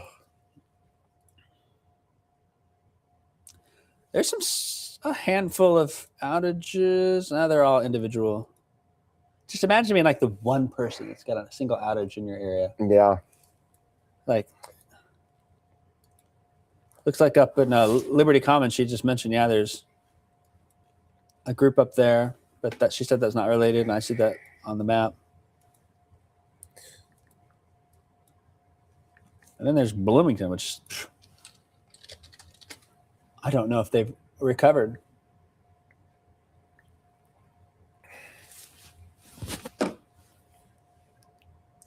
There's still in Cook County 8,000 customers out of power from the derecho that went through. Oh my gosh. Is that Tuesday? Oh gosh, yeah, right. Wow. Tuesday, Wednesday. McLean County's got 5,400. Cass County and Mason County each have about 500 each. So there's some outages from that wind coming through. And then Indiana, Lake County, Indiana, Yeah. still 118,000 customers. Whoa. 57% of the county Did a still substation? dark 5 days later. I think it was so bad up there. Well, 99-mile-an-hour winds will tend to do that. Yeah. Yeah, that's like That's the Wild that's West like out. Iowa stuff. Yeah. That's the Wild West out there, like how bad it is.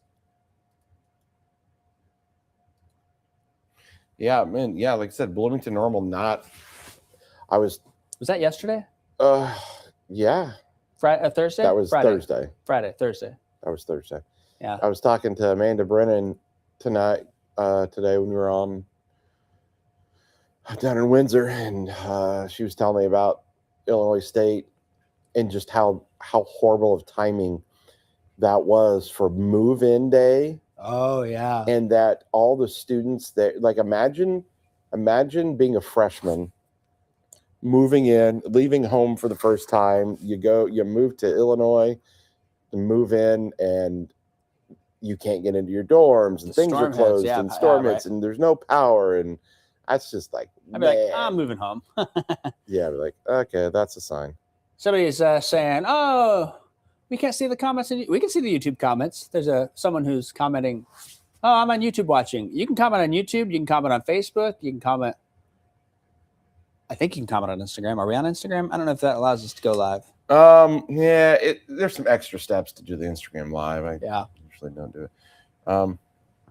So we can see the comments from anywhere Yeah, we that you're can. watching from, mostly. Watch this. I can put your comment Yeah. right on the screen. We tend to not do that all the time, but The lady writes. We can highlight your comments.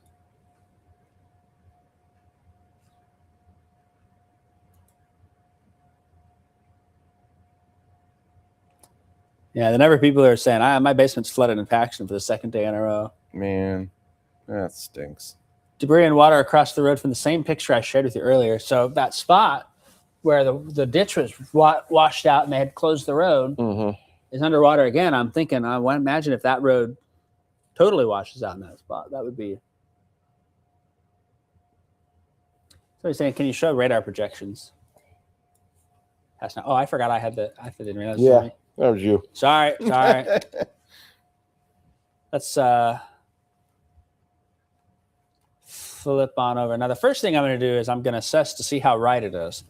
I will say yesterday was the first day that I felt like guidance was doing okay for a change. That's not bad. It's kind of got the line storms north and a bit of a leg on the right there. So if we look at this, by 8, 9 in the morning, it wants to have it out with some lingering showers. And it's going to be fine tonight. Yeah, it's going to be hot this afternoon. Yeah. Oh, so the model's kind of... So that model there wants to not bring as much stuff in Saturday night. No, I was looking at some of the others. So let me check. The other ones, though, probably. Where's my other model at here? Here we go. Ken, no, there are not any severe storm warnings in this storm, for the exception of... No, there are none. They don't have any warnings for any of the storms. They're all flash flood warnings. I'll give this model credit here, this future track, Ooh. because it doesn't quite have that leg over there coming into Jackson, but it does try and develop it. And it kind of follows that same thing. By 8, 9 o'clock, things are looking a lot better. And we're drying out this afternoon. I don't buy that green being rain. I think that's probably some Berga. Maybe there's a few sprinkles, but it's not going to ruin any outdoor plans like Summer Bash in Gibson City. So, yeah, no, you're going to be good there. Wait, who's playing? Who's band? Do we know? Gibson. I got to look it City. up every time. It's a Foreigner? Night Ranger. It was Night Ranger. Last year was Foreigner. Oh. They're bringing Night Ranger back with Rick Springfield there. Oh, It'll be a good concert. Rick Springfield, Jesse's girl? Is that right? Is Rick Wish Springfield I could Jesse's say I girl? knew more about this. This seems more like your generation. hey, come Hey, on. minute. Hey now. Hold Hey on now. there. Seems more like DJ Doppler here. Jesse was a friend. That's what we need is we need you to have the late night DJ sessions. Late night DJ. Like, I will have radar like- updates here, and we'll be and now back to the music. Yeah, we'll be back to music. Looks like this 5th thunderstorm warning is over in Cass Morgan, Menard County. They opted for a special weather statement here. Here's the extended run of that. And again, you see the same thing, 8, 9, 10. Things are exiting pretty quickly. And then it has some more rain coming tonight. It doesn't look as bad. But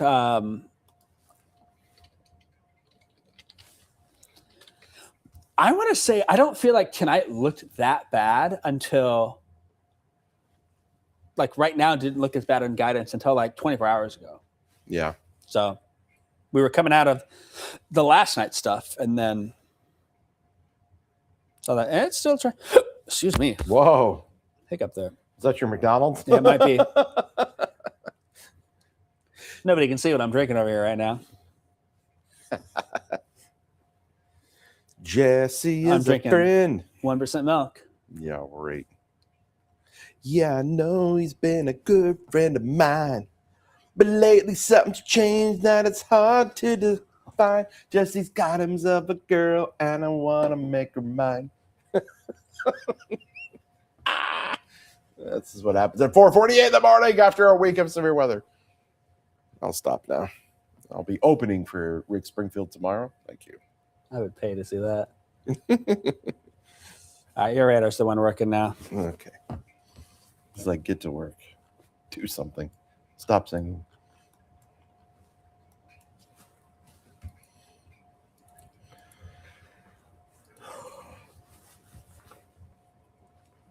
Well, They're asking the forecast next week. Well, it won't be like this week. Actually, Monday, Tuesday look pretty dry. yeah. There may be some Yeah. early lingering showers in the morning Monday, but I think Monday, Tuesday are good. There's a front coming Wednesday, or a little system that may bring some showers, but I don't see the stagnant pattern. It doesn't look that hot either. Humidity comes down a little bit. Yeah, it seems more normal. I'll take just a, yeah. I gotta normal. say though, I'm not sure I've looked the hardest beyond. No, I just Sunday. keep looking like 24 hours. I do feel like guidance has been up and down a little bit too. Like the latest runs this morning, try and put 70s at the end of next week. That would be nice. That would be nice. But I felt like when I was forecasting last, which was 24 hours ago, I was in here getting ready for the morning show. I can't remember what days things were. I don't I felt like it was trying to put 90s at the end of next week. It just seemed a little Yeah. up and down and inconsistent. It's going to be whatever that jet stream mellows out. But I'd like to get this front through on Sunday, and then we'll figure out what next week. Yeah. But it's always interesting how quickly sometimes you go, whoa, fall's here. And we're not that far away. High school football begins Yeah. next Friday. Now it's always hot when the season starts. I think the Illini, I have to look that up. Let's see. Illinois football schedule. So their first game September 3rd. So that'll be here before you know it.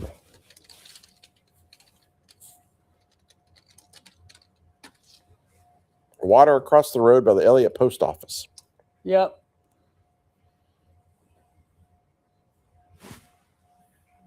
Tommy Two-Tone, is he there too? Like I said, is Tommy Two-Tone coming to Gibson City too? I don't Or think is so. I think he wants you to sing it. Oh. That's the 867-5309, right? 867-5309. 867-5309. Gee, Kevin, if I didn't know any better, I would have thought you had a career as a radio DJ before you did weather. No doubt.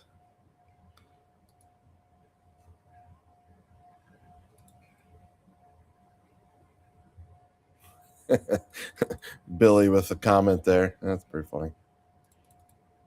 Here, I'll highlight his comment. That's a funny one. He's just roasting both of us, so why not? Jakester. Can I start calling you Jakester? Who's Jakester? You are. Can I call you Jakester? Not for now. goodness. Yeah, and NFL preseason started. Yeah, that's right. Yep, yep.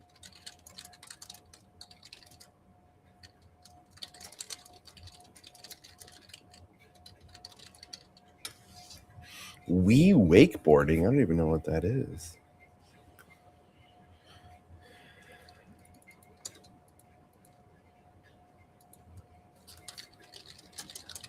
Softball season, says Valerie. Messing with your softball season. Disconnecting.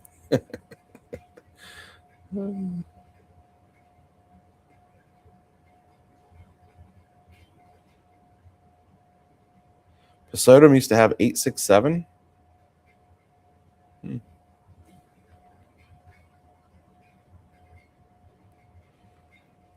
Oh, they want me to sing Ella Langley now?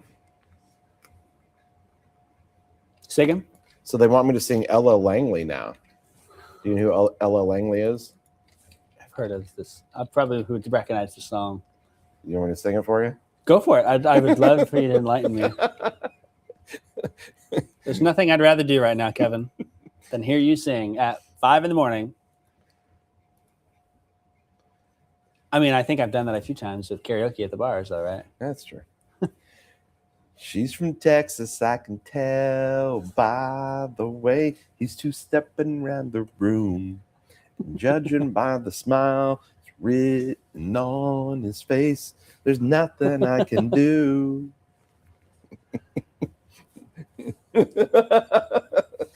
I can't. We're a little delusional around here.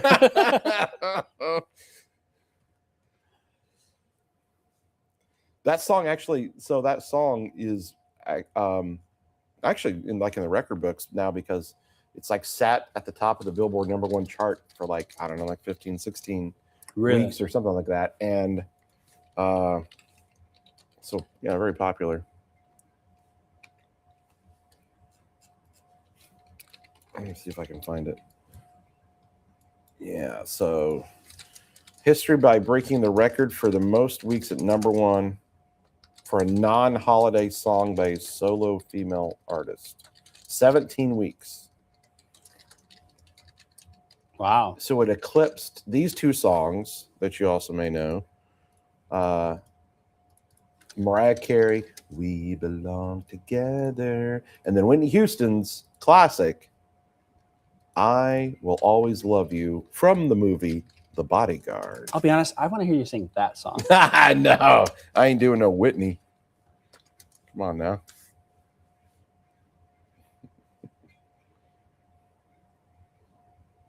Christina Aguilera. I'm a genie in a bottle, baby. She's coming to. Oh, Ella's coming to the state fair. That's right. Oh, that's right. Ella Langley. Yeah. Did she already? I think. I can't think of what day is today. I'm just gonna say this because whatever. But our sports director, Glenn Kinley, may or may not have a crush on Ella Langley because he was like, I really want to go buy tickets. And he's like, but they're really expensive. She's on the 21st at the state fair. Okay. Crazy enough, if I didn't have to work Sunday, one of my favorite bands is actually playing Sunday at the Illinois State Fair. What band? And I can't go. And Lil I Wayne? am a huge. I do like me some Lil Wayne. No, Matchbox 20. Are they really playing at Safe? How did I miss this? They're at State Farms or at State Fair. At State Fair. Wow. On Sunday. And That's a good band. I like that. I love Matchbox 20. I've always loved them. Rob Thomas, because one of the first concerts I ever went to was Matchbox 20, ironically at the State Farm Center. Really? Yep. The first ever music concert that I went to that was a big name. Any guesses? First concert that you went to that was a big name? Yeah. Was it like a current artist at the time? Still a current artist now. Can you give me a genre? Country pop. Country pop? Maybe there's a slash between the two. Taylor Swift? Yup. No! Yeah. Oh, Yeah. no way. You went to Taylor Swift as your So, first concert? Back in 2008, What? I was a sophomore in high school. So this is, my you know, gosh. geez Louise, that's 18 years ago this fall. What? I was wow, I've almost been alive. No, not quite. Never mind. Anyways, 2008, Taylor Swift did a private concert for the National FFA convention. This is young Taylor Swift. I mean, she's like 21 at the time or whatever. Sure. So still in her, folk guitar, and I hated it. Yeah, It was right? Because it awful. was, very folky. Yes. Well, what I Right? hated more was she would sing a song, and the music was good. Like, I don't mind her music, Yeah. especially from back then. But then, in between every song, for She would 5 talk? freaking minutes, no, she didn't even talk. She stood there and was like, because the whole Lucas Oil Stadium, Oh, it was like clapping and yeah, and I think back then it was actually Conseco Fieldhouse still. Conseco. When did they yeah. build? Am I getting this? Well, just no, it was just named differently. So there was the Pacers used to play in Market Square Arena, and then that got bulldozed, and then they built No, this was the NFL Conseco. stadium that it was at. Lucas Oil. What was it before Lucas Oil? Well, it was called the Hoosier Dome, When did they tear that down? RCA Dome, RCA Dome. might It have was been the Hoosier RCA Dome. Dome, then it was RCA Dome, and then they tore it down and then built Lucas Oil. It's the RCA. Okay, the RCA Dome. It was in the RCA Dome because that got demolished Yeah, in 2008. yeah. I don't remember if that was in. Well, it probably. Boy, maybe it was Lucas Oil because it was just built. Wow. I can't remember. I wish I could definitively say yes. But anyways, it was a Taylor Swift concert, Taylor Swift. and everyone screamed for 5 minutes in between the songs. Oh my gosh. So she only played like 7 songs because everybody's there was another going nuts. 60 minutes of everyone in the audience just screaming. I was That like, come is on, interesting. play some music, right? When I go to the symphony orchestra at Cranert, they don't waste time with you clap and applaud, and then it's on to the next Yeah. concerto. Wow. That's Isn't that a story? That is a great story. Does Amanda Brennan know this? I think she does. Yeah, because she's a crazy Taylor Swift fan. that's like one of those things that you could use as like 2 truths and a lie. Yeah. And you go, my first concert was You know what Taylor my last Swift." concert was? That's a big name band. I take that back. I guess I've been to some, but like of that size, because I went to Eric Church at the State Fair, and that was interesting. Yeah. Yeah. And So- then I've been to some of the, like Georgetown. Usually every summer has a great, Yeah. It brings in a good act. Yeah. yeah. And then I don't know what they're doing this year. I haven't heard. Gibson City's got Night Ranger, but like think of like a 30,000 stadium or larger. What genre? Oh, I've not been to one like that since Oh, Taylor Swift. okay. It's Taylor Swift first and Got last it. for Got that it. size. Got it. Not my cup of tea. Well, so Listen, If- spend $1,000 in Taylor Swift tickets. they spend more than that, man. Yeah. Amy and I Jeez. can have a trip to Europe for less than the cost of a That's very Taylor true. Swift concert. Very true. I will say this, and I'm going to guess that nobody in this chat is a fan of this person like I am.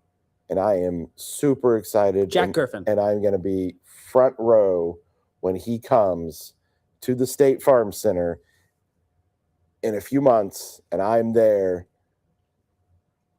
If anybody in the chat is a fan, shout it out and don't lie, because I'll quiz you on songs.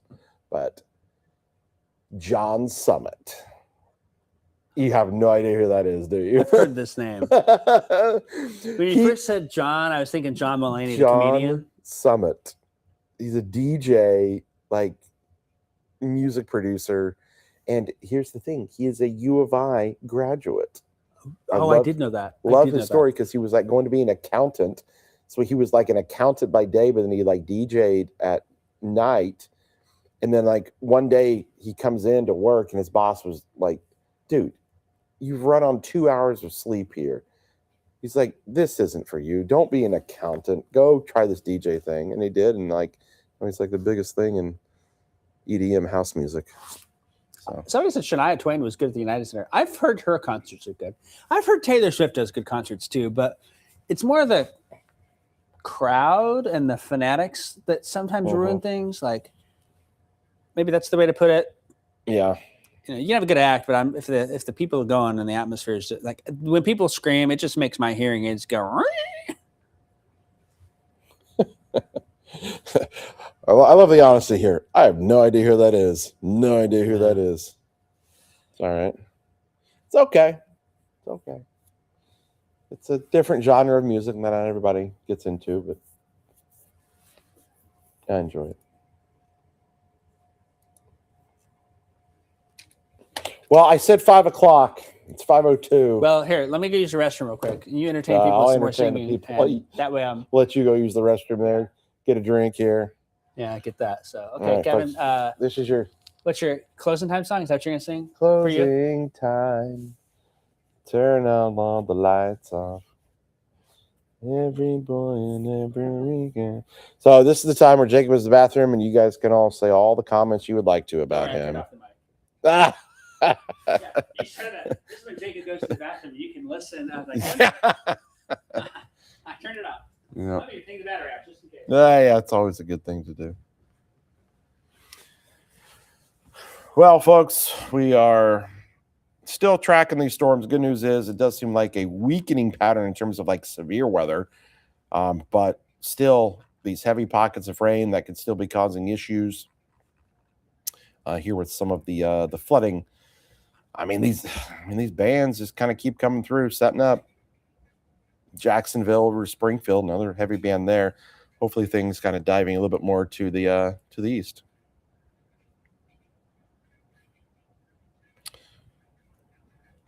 Pam, I feel like I'm watching an episode of The Office with these two. I think that's a compliment. Okay, folks, so as we get ready to wrap things up, I'm going to wrap things up. I'm going to hand things over to Jacob. I'm going to go home and, try to sleep. Have my first day off here, and I don't even know how long.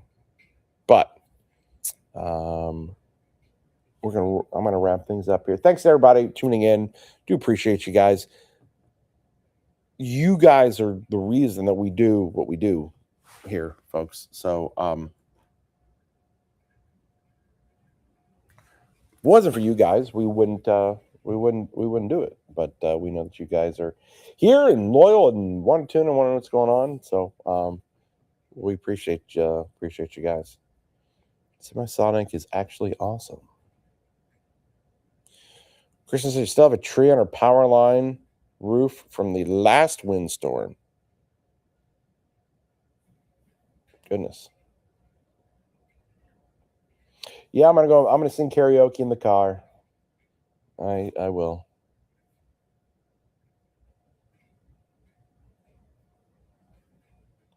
Another update. Animals have noticed bat and are going crazy. Oh, this is Elizabeth who had the bat in her house. Oh, Elizabeth, still dealing with that. Okay. Yes, go Cubs, Leslie. Like I said, I'm kind of sad now that I'm not going up to Wrigley, but I'm just going to sit at home, watch the Cubbies, comfort in my home here tomorrow. Still a lot of lightning in some of these storms, but I don't think we're going to have any severe weather. Literally, it's these flash flooding. It's this flooding stuff that we may have to contend with here through the morning hours. I hope everybody is doing okay with their basements. I'm getting ready to go home to mine, and hopefully all is good there. Oh, no. What just got issued? I think that's been deep since the severe thunderstorm. Oh, is that because you opened the door? Okay. I don't know how to turn it off. I should just leave it on. I heard that button or that buzzer, and I'm like, The production comes in and I can turn it off. Yeah, I'm not going to the Cubs game, but if anybody would like to buy my tickets, they are for sale. You just message me. Cubs Cardinals, and is it a 120 game? Probably is. All right. Well, This is the part when Kevin leaves. part where I leave. Hand it over to Jacob. How am I going to entertain these people without you? I know they're pretty entertaining. They kind of help. Somebody made a comment. They were like, "I feel like I've been watching The Office these days." Some days it feels like that around this building. Oh goodness.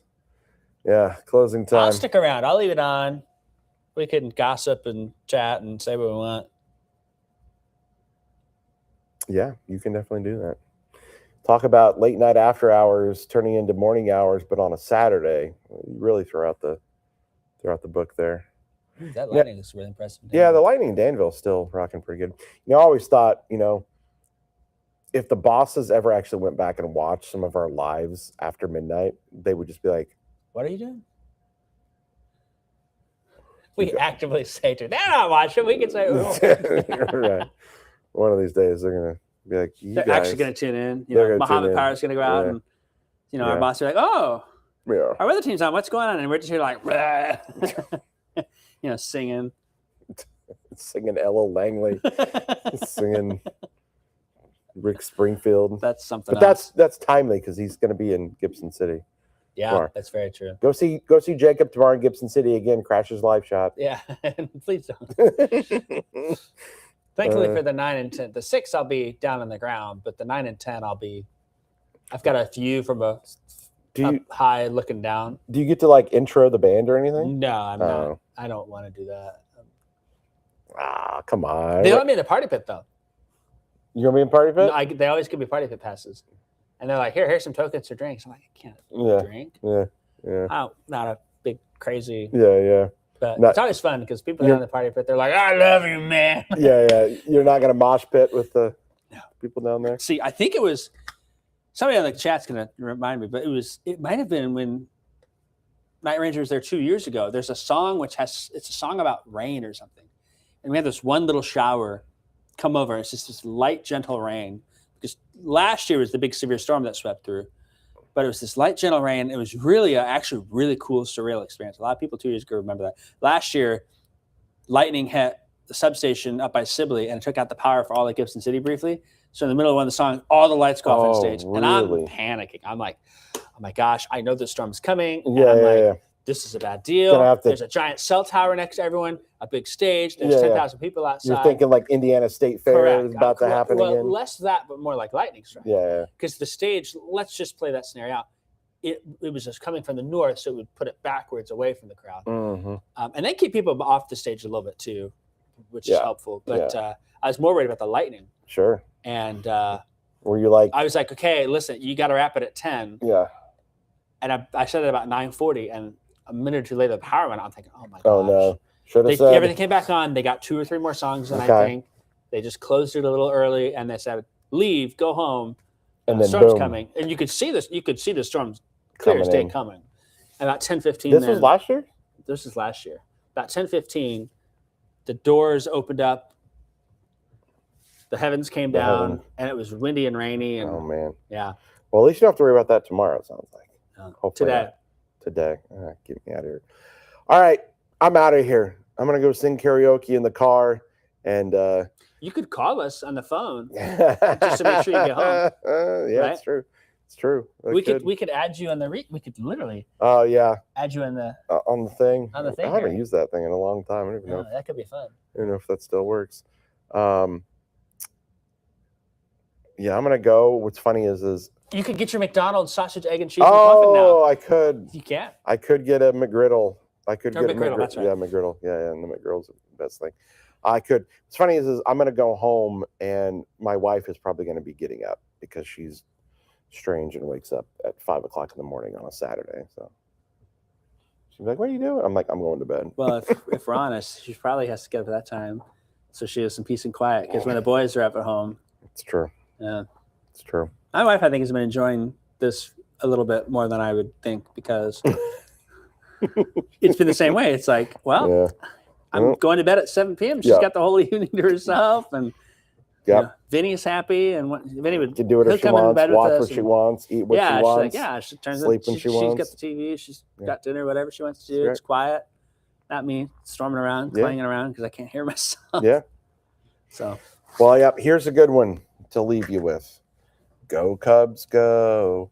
Go Cubs, There go. it is. Hey, Chicago, what do you say? Cubs gonna win today. Is it a 3 series or 4 series? 4 game series. I think it's 4 because they. So there was Thursday, Friday. I don't even know. Maybe it is just 3. Friday, Saturday, Sunday. Bye, folks. You left with Jacob. You left me. All right. Turn your anchor mic off. See you, Kevin. All right. Enjoy your day. I got to twiddle my thumbs here. Honestly, the rain, when you look at it, there's not as many concentrated heavy pockets out there. No. They can't hear you. You're already done. You're out of here. Up. You're out of You're here. done. The 1 hour rain totals here up by south of Rantoul towards Thomasboro. You see that yellow? That's typically going to fall in the. Wow, that's saying 2 inches in an hour up there. I was expecting to say more like 1.5. That'll be the same by Danville. And boy, that stretch up by Newell and up towards the airport has just this summer, northeast quadrant of Danville there has been so stormy and wet. It really has been. Hey, Kevin, text me when you get home, just so I know you make it. Oh, thanks. Otherwise, I'll look for the pulse point notification. I-74. Here, put that up for me. Oh, yeah. What is, oh, that's a station car. Okay. See ya. Bye.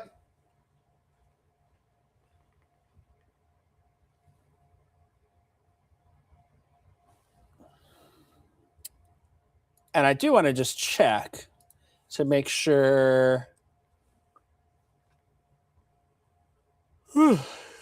Excuse me. I'm just very curious about Fisher, Rantoul, Thomasboro. Anyone up there?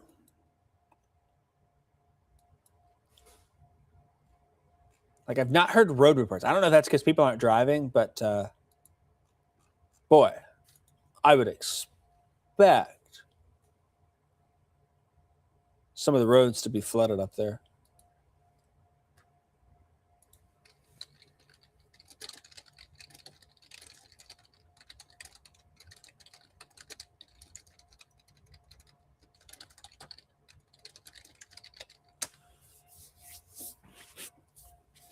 So we will keep an eye on that here. And I'm going to try something. You're going to see me play with some settings here a little bit. See if I can get this to work. I'm going to try and do the picture-in-picture.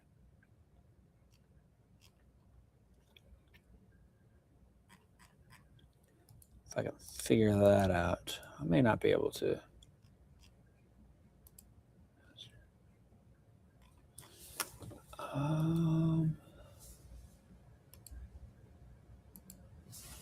What is that for us? 6.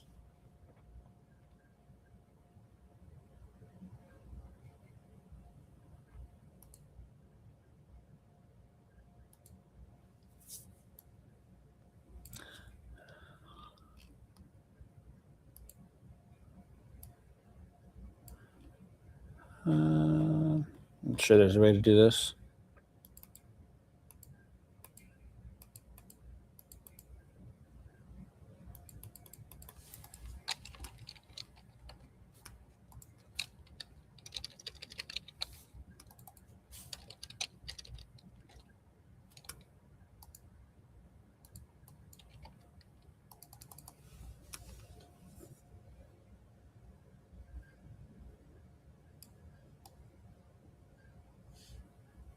That's not what I want there.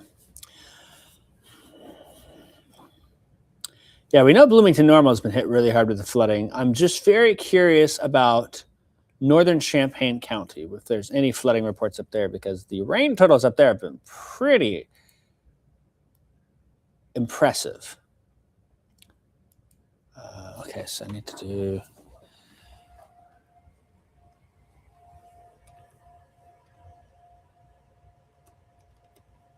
Seven and 5.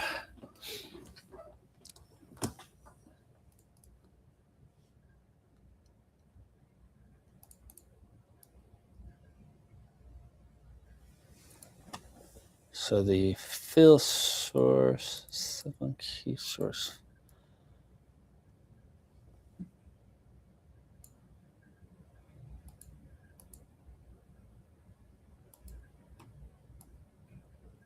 Oh, hey, there's something.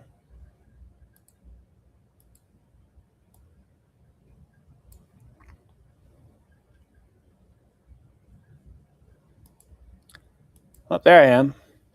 So what I want to do here is I want to just I'm going to do the double box in the corner here, because then I can sit there.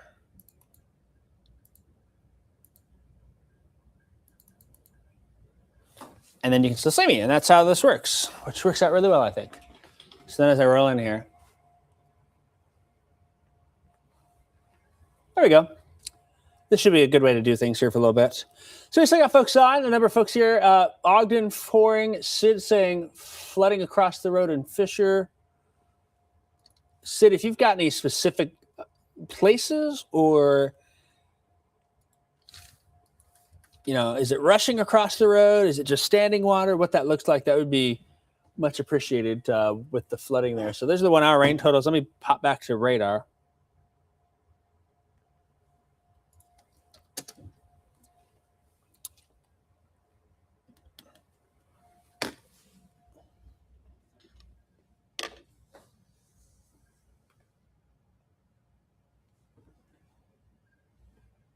Kevin section.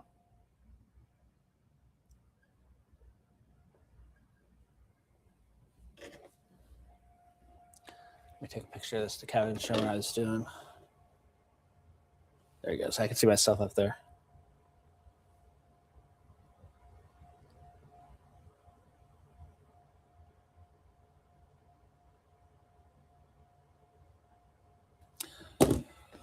Okay.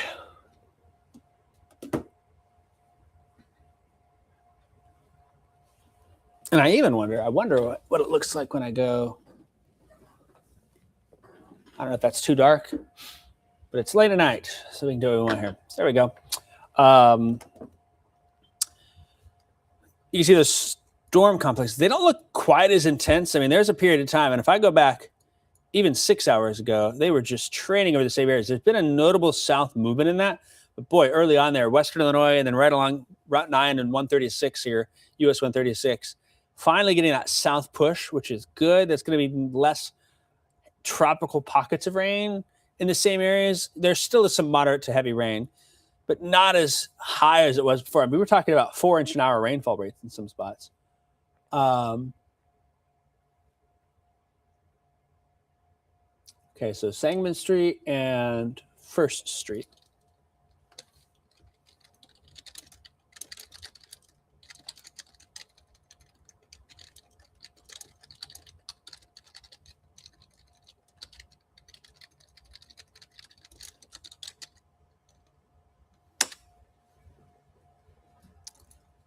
Reports like that, Sid, I appreciate it. Kind of, figuring out what's going on, because there's been so much rain up there. You're getting a little bit of break now, but when we look at these rain totals here, I'm going to pop the 12-hour rain totals because that'll capture where we were. I mean, look at that. Radar is estimating south side of Rantoul, east of Thomas Road. That'd be on the Flatville Road there.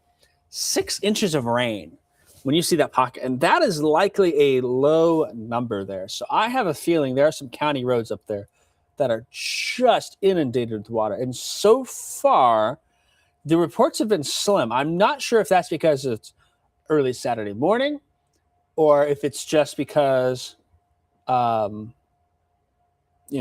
whatever reason, there's, not been a lot, but maybe people aren't driving out there.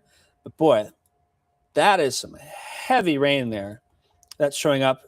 Rantoul, Sports Complex, Southside, and Fisher with those totals there. Coming into Vermilion County, radar estimating now 2 to 3 inches.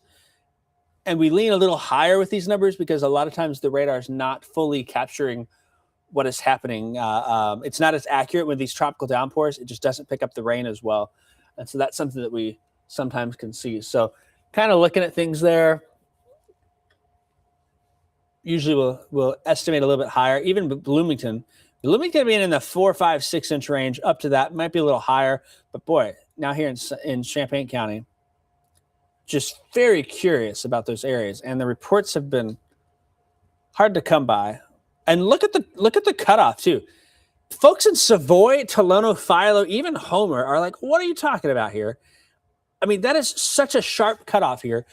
You're going from Rantoul over 6 inches to Savoy in 20 miles, and you've got nothing here. From Royal to Sydney in 13 miles, you're going from 5 inches to a 1/4 inch. That is insane.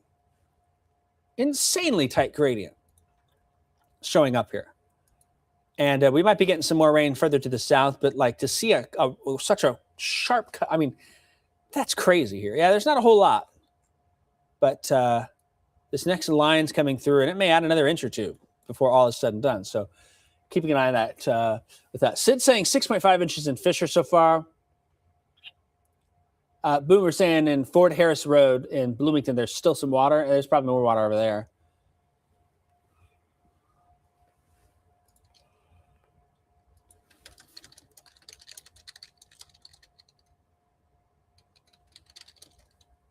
Rain gauge measured 6.5 inches in Fisher so far.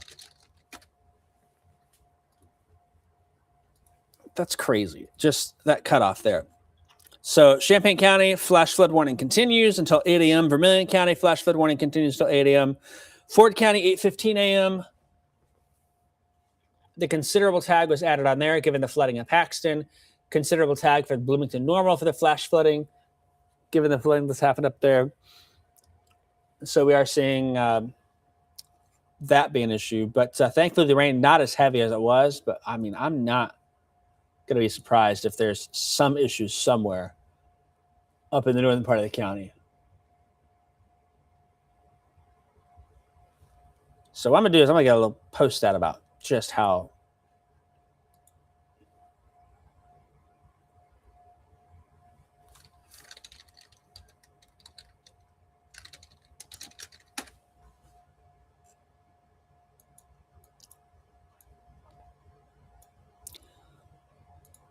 So let's see. Let's pop a number on here and see what it says. It's got, holy cow! It's putting 6.8 inches south of Rantoul, and then it's gonna be like 0.3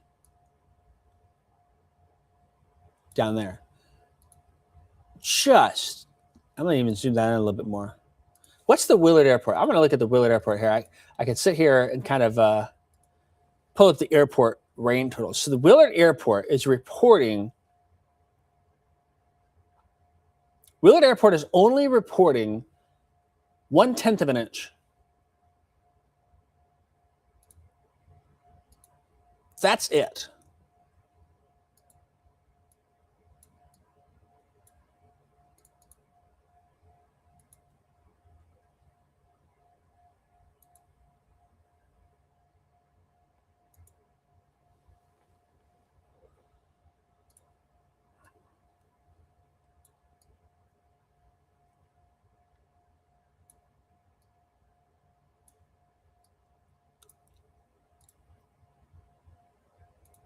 Plotting some of these numbers on here.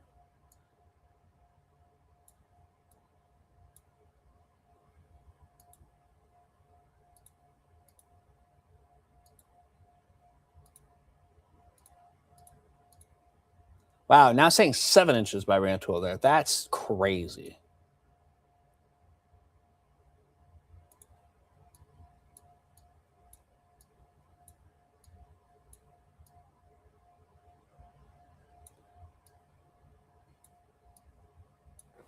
So there we go. That's just crazy, folks.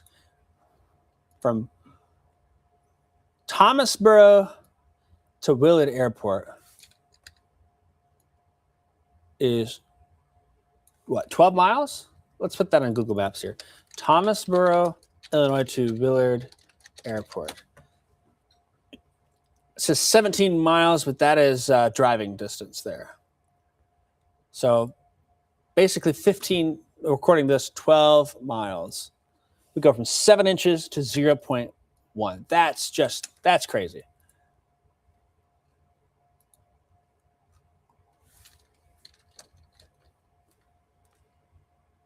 Pouring again, Gibson City. Storming in Springfield. Raining again in Leroy. Let me get this post up here real quick.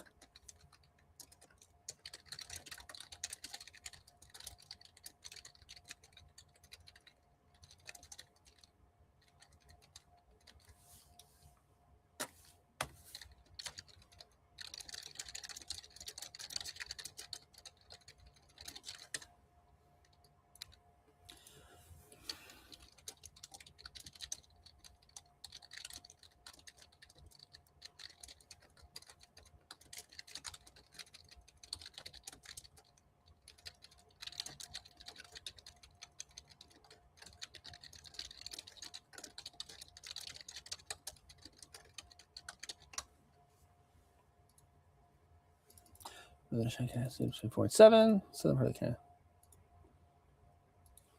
That's wild. Philo Slab from Route 45. It's dry down there.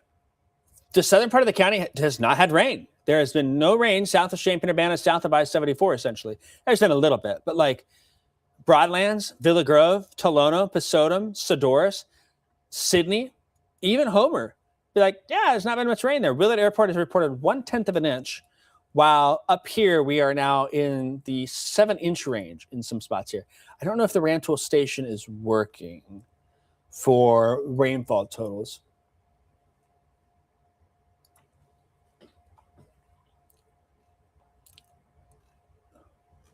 It doesn't look like the Rantoul site is working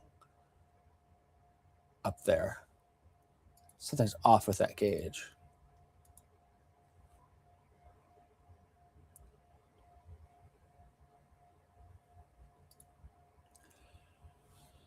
So we'll zoom out here. We'll take a look. Let's start out west. It looks like Springfield, north and west, you get those yellows and oranges here in the 1 to 2 inch range. Jacksonville, Cass County, looking 2 to 4 inches of rain has fallen in those areas. We've got this swath of rain. It's pretty narrow. I mean, it's McLean County, the south part of the county. And those purples are the 3 to 5 inch range. There's probably some 6-inch totals that'll come out by the time all is said and done. Somebody's asked about Lexington. They're probably about 1 inch. But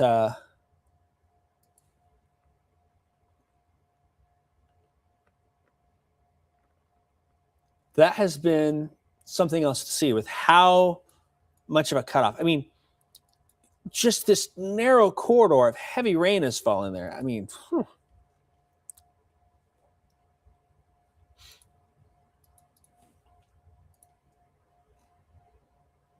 And I've not, there's sometimes you get like the fire department gets calls up there. That's not happened.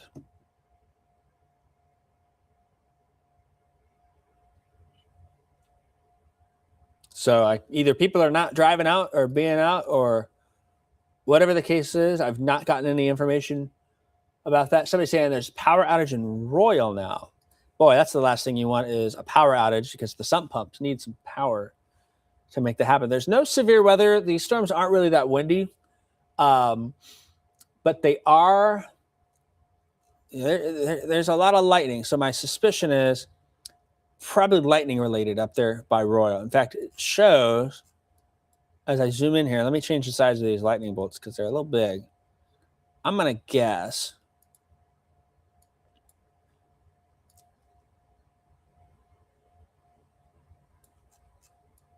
Yeah, it's showing the lightning strikes happen right over Royal. So that's probably lightning related for that one there.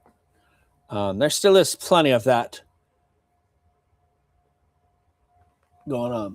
Some folks are probably watching like, oh, you're talking about a weather update. First off, I don't see any wind. There is a line of wind. And there's probably some gusts 30 to 40. It's this leading edge of the outflow from storms that are moving our way here.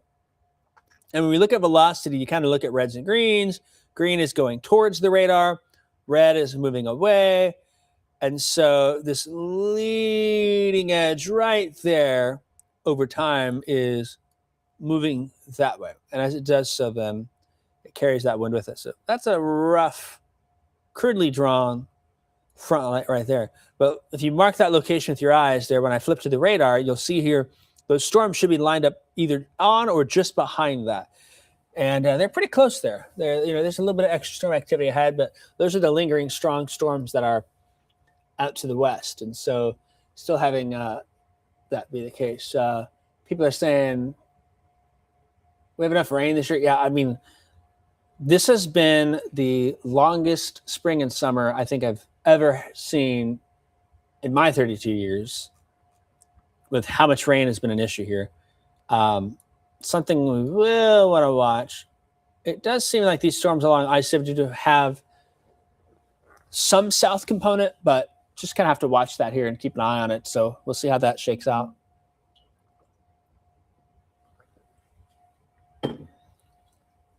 This is a flood threat here. And so if anyone's got any flood reports, I'm just real curious about Rantoul, Fisher. There's got to be some rural counties that have that flooding. And let me pop on Let me just check the email inbox too. I haven't looked at that this morning. I tend to not, but maybe that's how we are getting some messages here. It looks like, I mean, when I pop on storm total here, this is going to be the rain, including the night before. I have a feeling we're going to see some spots. Yeah.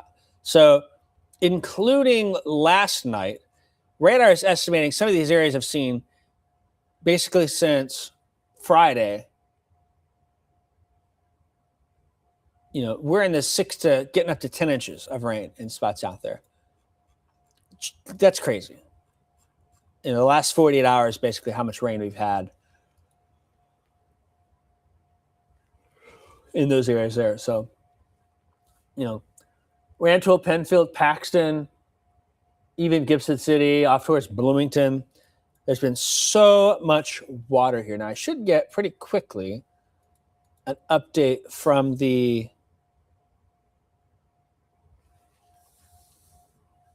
I'm very curious about the Sangamon River and Fisher.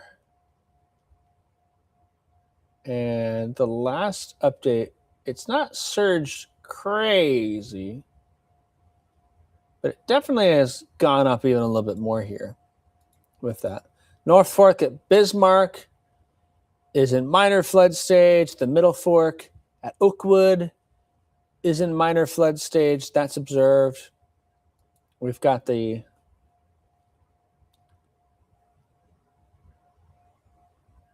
Sugar Creek in Bloomington, not the Iroquois County Sugar Creek, the Bloomington one. It's actually falling a little bit now. So it was up to 11 feet. It's down to 10 and a quarter. But it definitely surged pretty high. The Illinois River near Havana, I've got to imagine that is forecast to reach moderate flood stage later this week, given all the rainfall that'll be coming down the Sangamon River and in the watershed there. It just will not surprise me that we see some flooding down the Illinois River down into St. Louis. And then over in Indiana, even some of those rivers, wow.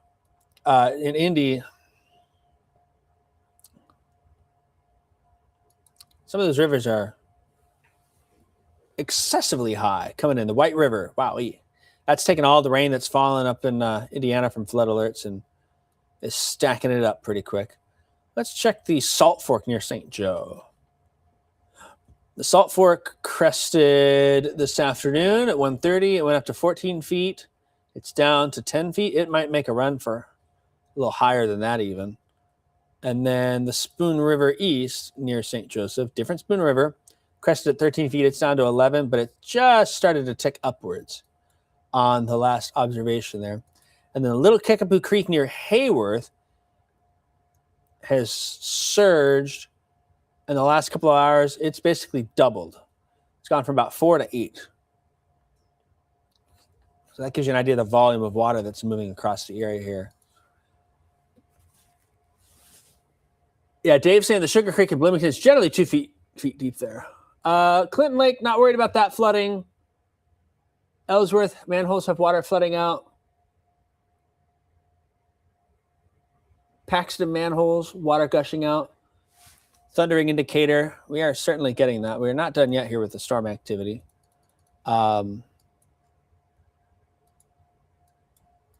there's those storms that are coming on in. Some more moderate rain in Bloomington, unfortunately, as if they haven't had enough. Somebody's saying the whole town of Royal has no power. That's not good.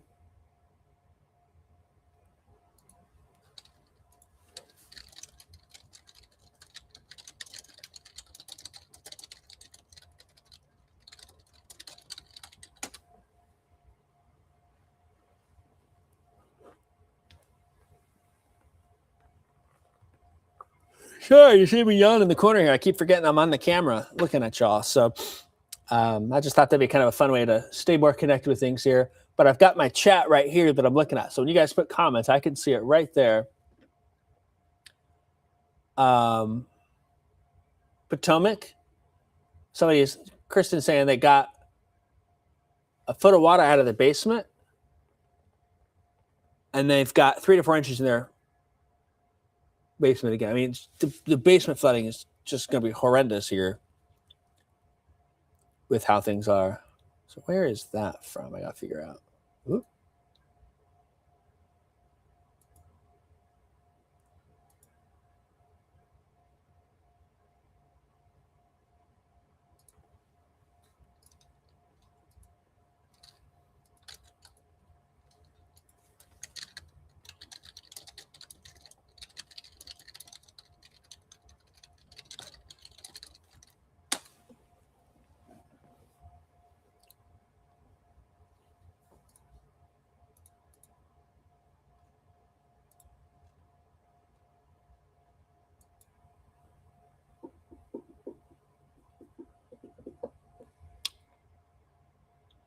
A lot of folks asking, when is this going to be out of here?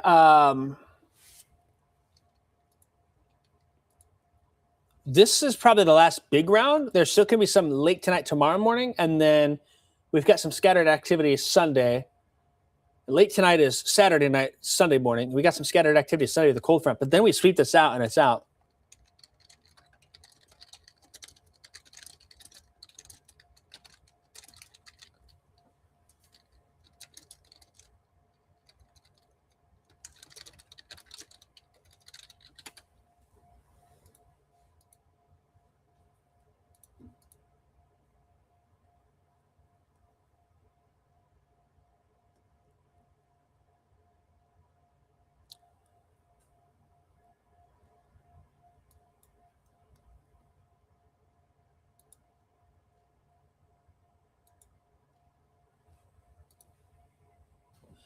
I love Rick. He's like, I hope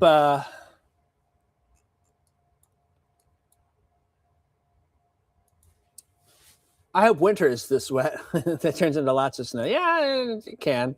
We'll see what happens. I just get the feeling that the way things are,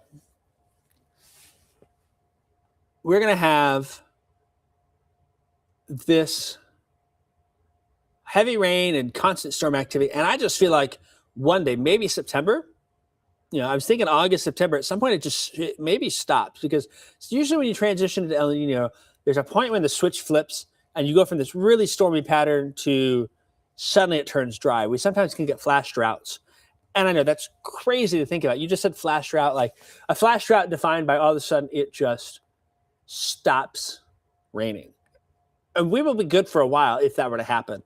But that can be a concern, is, all of a sudden you just go from being wet and active and all of a sudden you get nothing for 6 weeks and suddenly you're right back where you came from. Maybe the water table fills up fine, but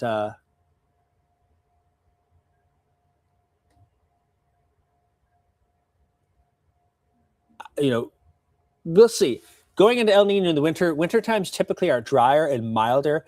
The official word is warmer. I hate using the word warmer as the description for El Nino winters, because El Nino winters still can have snow and still can have cold. Warmer is relative to what it normally is, but it's still cold, right? It's still wintertime here. So typically the word milder usually describes that. But also, we've had milder winters, but all people remember is when we got the big snow and we got the big cold. A couple of years ago, that was the case. There was 2 weeks in January. It was just cold as can be. And when that happened, that's all people remembered all winter, even though we had 50s a lot of the winter,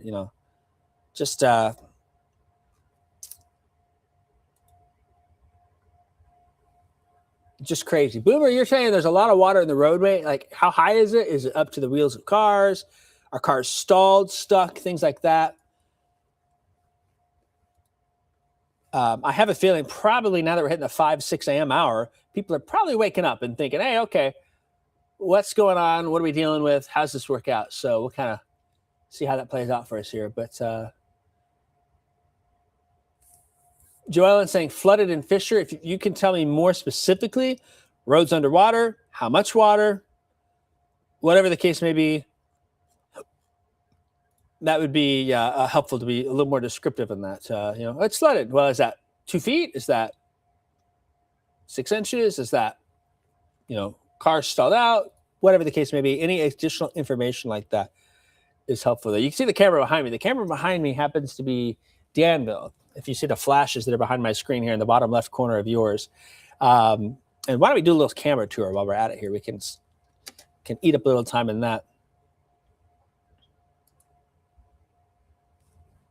So there's Champaign. Again, we're in a little bit of a lull right now.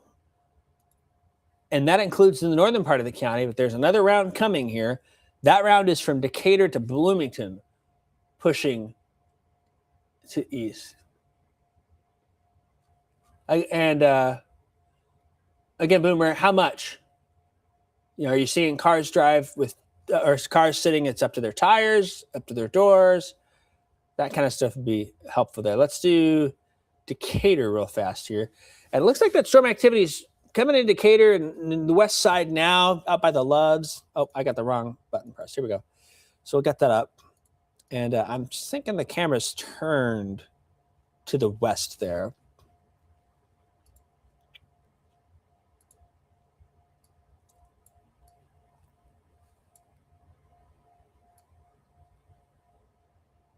No, it's turned south. So I'm going to turn it back to the west and to the north. So you'll see that start moving. And we'll be able to see maybe a little bit better as the storm's coming in as we look north and west. So we're going to look out towards the Loves of Decatur from downtown in that general direction. Now I'm looking a little more west, and I'm actually going to turn it more north. I think that'll give us a better view up towards Forsyth. So there we are now, settling in, kind of looking north and seeing what we can come up with here. I'm going to do a little autofocus on it.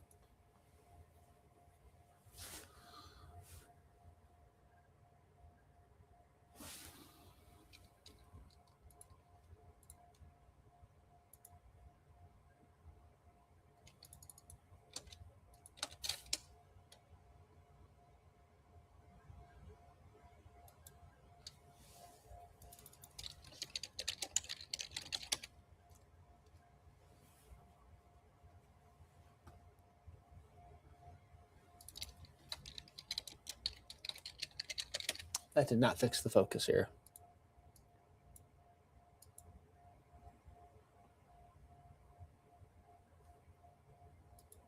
That ended up a little bit, maybe.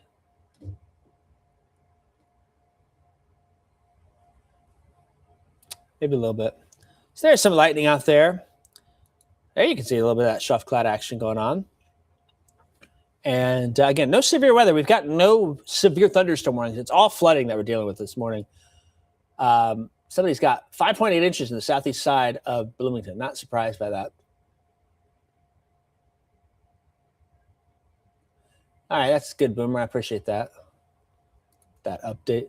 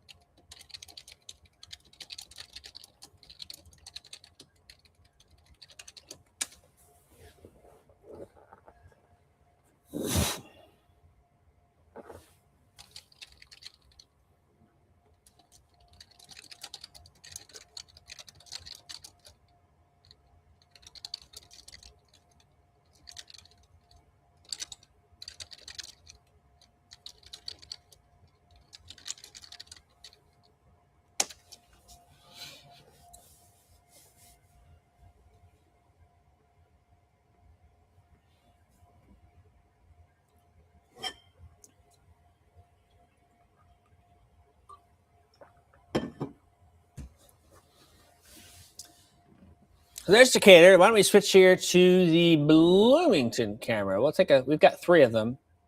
We'll just see what anything pops up there. Now, these cameras, I don't have the ability to turn. That's with WMBD. That is their cameras. So a lot of heavy rain and torrential downpours coming there. So that's Bloomington. Let's look at...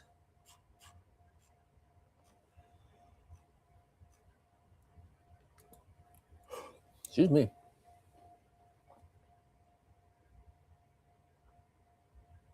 So he said the yard is gone.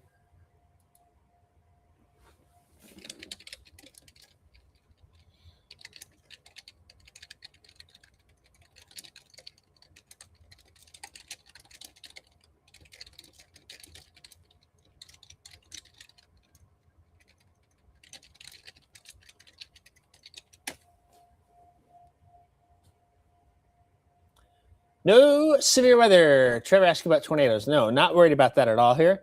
This is a flash flood event that we've got ongoing here, and quite a significant one. And we've got another big round of rain that's coming. So Bloomington's kind of on the northern end of that. Most of that heavier rain is sliding east. DeWitt County, Clinton, Moroa, northwest of Decatur towards the Forsyth and Warrensburg-Latham, getting some heavy rain here, and that's going to line up and come through Champaign County here before long, and we could easily get a couple more inches out of that as it heads our way here. Let's get down to Effingham. Why not? Effingham, dry. People in Effingham are probably wondering why we are covering storms. It's all north, and that rain does continue.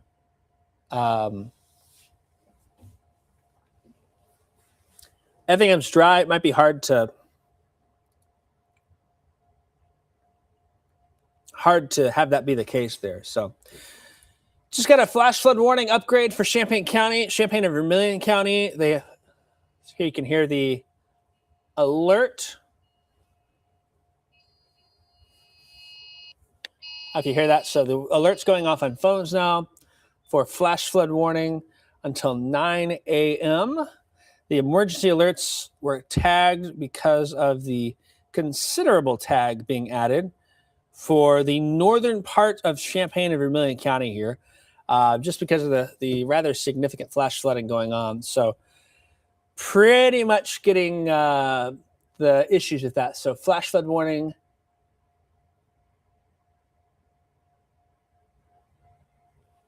Alerting phones in Champaign, Rantoul, Fisher, and Danville here early this morning because of some of the significant issues that are ongoing there. So got some problems with this flooding across parts of Champaign and Vermilion County. Usually what happens here is we'll probably see a little spike in numbers. People will get the alert. And welcome to everyone being awake now, joining us for our weather coverage with this flash flood warning.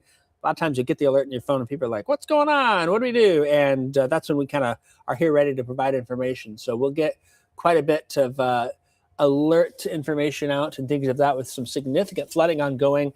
Gibson City to Paxton, there's been a lot of water issues. Thankfully, in the last couple of hours, it has let off up there. In northern parts of Champaign County, Rantoul, Fisher, Gifford, Thomasboro, some substantial reports coming in of a lot of water out there. A lot of people have water in the basements. And the concern is here for this right here. So right up here is what we're going to see move our direction. And that could allow for another inch or two in a pretty short period of time. So very much concerned about that one here. The flash flooding reports probably still have a little ways to go with what's happening. So now technically the southern part of Champaign County is also under a flash flood warning. There's not been a whole lot of rain south of I-74. You go from Willard Airport, which has only had 1/10 of an inch, and it is up to 7 inches in the Rantoul area. So some pretty significant problems there. We look at the regional area here. There's quite a bit of light rain. Let me turn on my regional rain and satellite, and I'll turn on the lightning as well. There's probably still some rumbles of thunder in all of this stratiform rain off here. So Peoria, Galesburg, Havana, Western Illinois, it's a steady rain. It's these orange and red pockets that are concerning and have that lightning and thunder potential. And so we are getting some reports of lightning and thunder, maybe not the most intense, but there's still enough of it in there where we can see that. Now, what I'm going to do is I'm going to differentiate my lightning bolts here.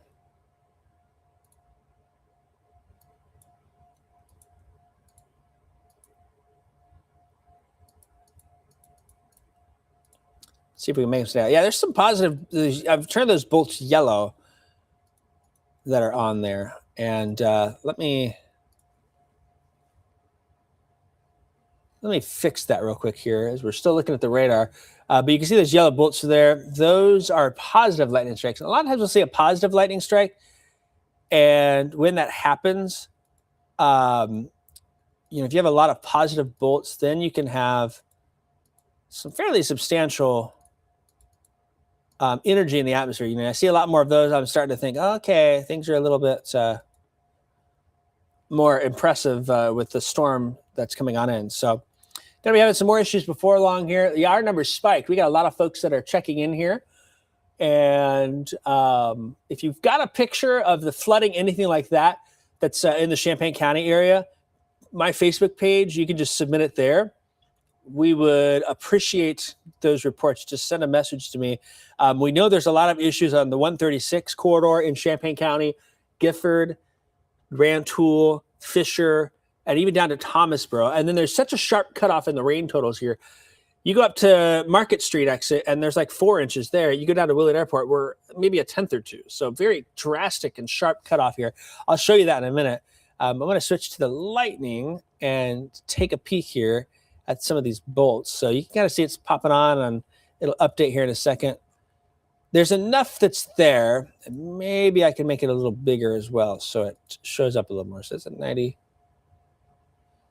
So not the most tremendous of storms, but notice how a majority of those bolts are yellow. Those are positive strikes. When I see that, I'm pretty convinced that that's going to be some intense tropical downpours that are with that there. And usually those positive lightning bolts are also very much, very strong, very intense bolts of lightning. They're the ones that usually lead to the much louder thunder when you have that there, because they're usually more energetic with how they are here. So there's going to be some big tropical downpours coming here before long. Farmer City, Clinton getting in on it. Decatur's having it here. Now east of Bloomington, Gibson City's probably going to get another pocket of some rain. We've got a dry period right now, so hopefully this rain can let up a little bit more, because it's pretty much a gully washer that happened earlier, and we've got more of that coming here. So that's what we're dealing with. Again, I'm going to put on the 12-hour rainfall totals. Now, most of this has been since 11 p.m. midnight, but we'll focus on Champaign and Vermilion County right now, and even after the west, because this is how crazy it is. Somebody watching in Tolono right now, if anyone's in Tolono, it is pretty dry. Maybe didn't even get under the trees wet. Willard Airport, as of last check here, excuse me, is now reporting we've now at 0.11 inches of rain, 11/100ths of rain at Willard Airport. And then you get up here, and when you see those pink pockets, we're over 6 inches. Radar's estimate here, the radar estimates also are a little low. So Fisher, I've had some 6.5-inch rainfall reports come in. It's estimating it should be at 4.7. There's a 6.4 there. We're at 6.9 there east of Thomasboro. We've got some 7-inch reports likely, and there's still some rain to come here. And so that's very concerning for these areas in northern Champaign County with the potentially significant rainfall. Same thing happened in Bloomington. There was a lot of water on roads, a lot of water in cars. They've had some pretty substantial rises in their creeks there. So flooded basement going to be an issue. Thomasboro Road's flooded. Jamie's down in Tolono. Like, she's got 5/100ths of an inch. And the northern part of the county literally has more than 100 times that amount here. We're over 5 inches in many spots there up towards US 136. So very crazy cutoff. You can see here as well the general line this morning, the training of storms for a long period of time. What happened was, I'm going to do a little drawing. And again, I'm not the most artistically inclined, but thankfully this software allows me to fool you a little bit, hopefully.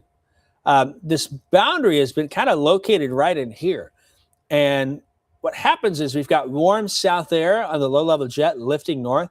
And as it hits that boundary, it just wrings out the moisture and can dump rain. And storms also will basically go along that boundary, right? They just move that way. So there's no shortage of moisture supply here. We just keep pumping these storms full of tropical moisture there. They're moving west to east on that boundary, so they stay in the same spot. And we see these totals get added up pretty quickly here. We're not spreading that rain around a whole lot. Now, starting to see those numbers as well in Jacksonville. I thought I saw somebody comment from Jacksonville there, but Jacksonville might be getting into the 4, 5, 6 inch range as well. As I look here, so here's 3 in the morning, 4 in the morning. It's not raining there, and then it's been pretty hefty over there in the Jacksonville area. So let's just look at radar and get a feel for why that may be. It's those same storms. They're having a training effect as well. See here how Jacksonville started raining at 4 a.m. and it just hasn't stopped. So they could be getting in the 4 or 5 inch range mount here. Don't think it lasts that much longer. There's been a southward push, but it kind of is the case here for us. So where that south push may move that rain from being the heaviest.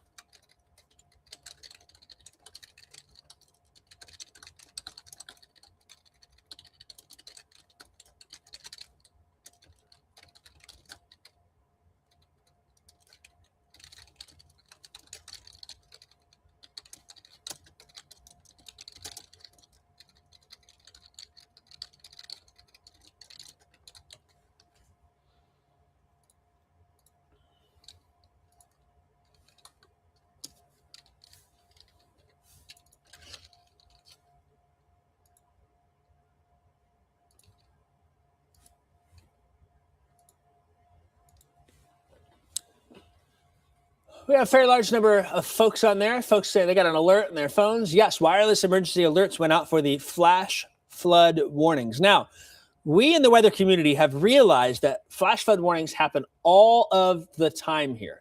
We get them. And so we've taken flash flood warnings and we've broken them off into 3 different levels here. Kind of like tornado warnings, you've got a considerable PDS tornado warning, particularly dangerous situation. You got a strong tornado on that. You got a tornado emergency, top end thing. Same thing with flash flooding. So here in Champaign County, the northern part of the county, we have the tag being considerable. A standard flash flood warning does not activate wireless emergency alerts. You don't get that blaring, annoying sound on your phone alerting you of that. When it gets to the point where, okay, flooding being reported, they'll upgrade to the considerable tag. And that's when we're hearing about water stalling cars, roads underwater, things of that. They'll add that to bring awareness. And then the last one is flash flood emergency. Flash flood emergencies are very rare. You're talking, biblical type floods here. The Gibson City flood would have qualified for a flash flood emergency. That's the level that we're talking here. We haven't had a flood like that in quite some time. We certainly have had some runs at it here, and that may be the case. The issue here is now with this flash flood warning in parts of Champaign and Vermilion counties, as you look out to the west, and this incoming line of storms, it will pick up here before long. Some torrential downpours. Let me do the 1 hour rain total here. And if we see yellow, so we're still greens, but that's enough to add, we picked some of these pockets up here. And we're in the 1 to 2 inch rain in an hour with this next line coming on through. So on top of what's already fallen, we could add a couple more inches very easily with the rain and storm activity heading in our direction. So a bit of a concern here where plenty of issues happening with that there. So again, if you've got any flood photos, like you're looking out the window and you see water, I would really appreciate if you sent those to my Facebook page. Send me a message. It's 6 a.m. right now. We are on almost hour 3. And that is, we hopped on and the flood concern has been really problematic, especially with last night's flooding, Thursday night, Friday morning. Of course, it's Saturday morning now.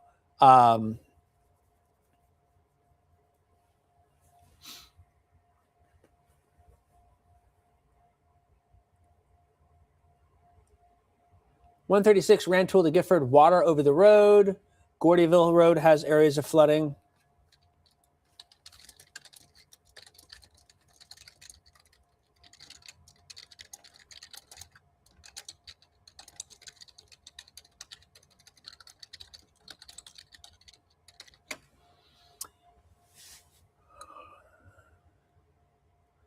So the phone alarm went off for flash flooding here.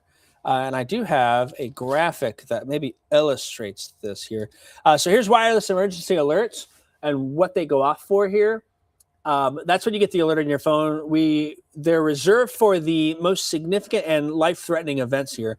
Of course, you can get them for tornado warnings. The alert tells you what it is, though. It doesn't just say weather alert and make that sound.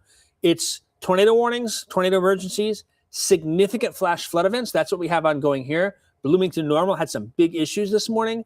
Now Champaign, Vermilion County already having issues, and we're about to carry that over the edge with that. But then you also can get it for extreme wind warnings. Sometimes blizzard, ice storm warnings will get it. High-end severe thunderstorm warnings. You're talking baseball, hail, 80-mile-per-hour winds. Your phone gets a notice. Some of us have had some experience with both of these snow squall warnings and dust storm warnings. Also get that because of the impact they have on transportation and logistics there. So that is why your phone went off this morning, is for these wireless emergency alerts. You know, it's something saying, hey, the weather conditions are life-threatening. We need to send an extra alert, get higher visibility, and thus the wireless emergency alerts is a way that is achieved here. So kind of concerned here with the flooding that continues. And again, somebody said, why did I get the alert? Why did I get the alert? Because you're under that flash flood warning here. Now, the greatest concerns is I-74 and north in both Champaign and Vermilion counties. Something about those wireless emergency alerts is they are also based not on where your location is, but where your cell phone tower is. Your cell phone is pinging the tower from. So if you're down in Savoy, maybe for whatever reason, your cell phone is connected to the tower up on North Market Street in Champaign. You can still get that wireless emergency alerts here. And so the National Weather Service is saying they're really concerned about this next wave of rain entering into the county. And given some of these rainfall reports, we are looking at 4 to 7 inches. Soon we're going to get a white spot in the 12-hour rainfall report here, the way things are trending in northern Champaign County. Thomasboro, Rantoul, Gifford, Fisher, those are probably the 4, we'll add Ludlow to that, the 5 most impacted areas from flooding here. You can see in Champaign, we're right on the edge. Look at these differences. Somebody who's down here in, let's say you're down by Windsor and Prospect, over there by the fitness club, right? Or you're down in Myra Ridge, Yankee Ridge. You're less than an inch. You get to downtown Champaign, downtown Urbana. Now we're in the 1 to 2 inch range. And still, that's not that much. But then we go north. And once we get up to Market Street exit, or we're over 3 inches. And then up here, we're talking 5, 6, 7, maybe thinking 8 inches of water now, of rainfall just this morning along the US 136 corridor. So that's the main concern with that here. Downtown Gifford is flooded. Again, if you get these reports, if you can let me know, some photos would be great. Wow, I'm just getting some photos here from the Owl Creek area in Fisher.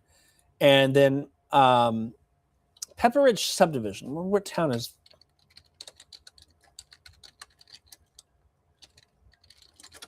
What town is that in? That must be Pepper Ridge over in Bloomington. No, Rantoul. No, Bloomington. I'm sorry. Okay, she's Bloomington.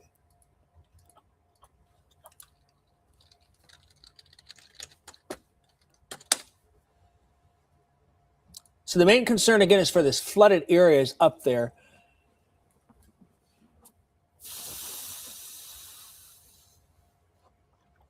And it's not that far away. So, a lot of basements and yards flooded. Gibson City, Paxton, Fisher, Rantoul, Penfield, Thomasboro.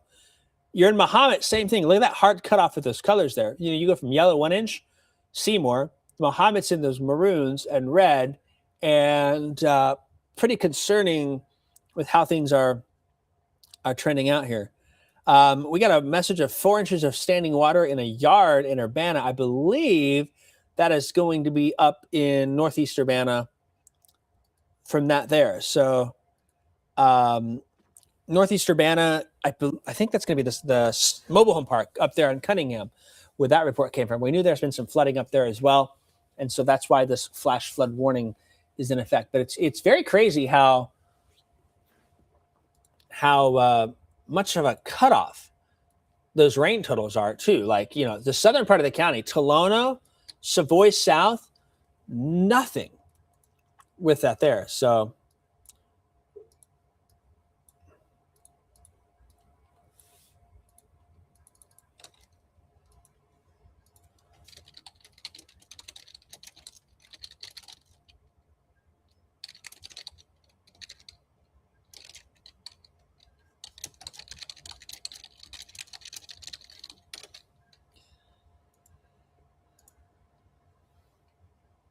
yeah, if you're looking outside and seeing those flood reports and images are really helpful, because I can send them to the National Weather Service pretty quickly here. I'm going to chat with them, and I've just been taking your reports and sending them sending them there. So Bloomington, normal. That's the other area that has flooding.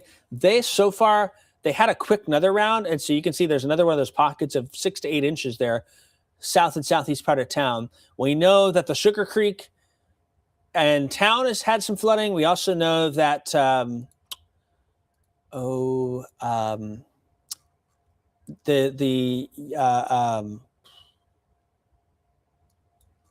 on, I'll get the name of it here. Kickapoo Creek. I kept thinking Yankee Creek. That's not Kickapoo Creek over in Bloomington. That's going to be over towards, you head over to Bentown Holder, basically. And by Benjamin Elementary School, there's flooding there as well in the east side of Bloomington. And there's still a lot of people without power in McLean County. The power outage numbers from storms the other day, let's see, was that Thursday that storms happened there? That was Thursday. Yeah, still 6,000 customers out in the McLean County area from these storms that have come on through. So next wave of rain is coming our way into the Champaign County area now. It's on the county line moving in, and we could get another 2 inches of rain pretty easily in some spots here.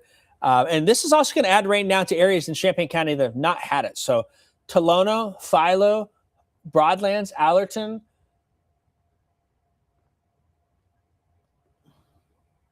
Okay, Kristen. Okay, so Bloomington Road by Home Depot.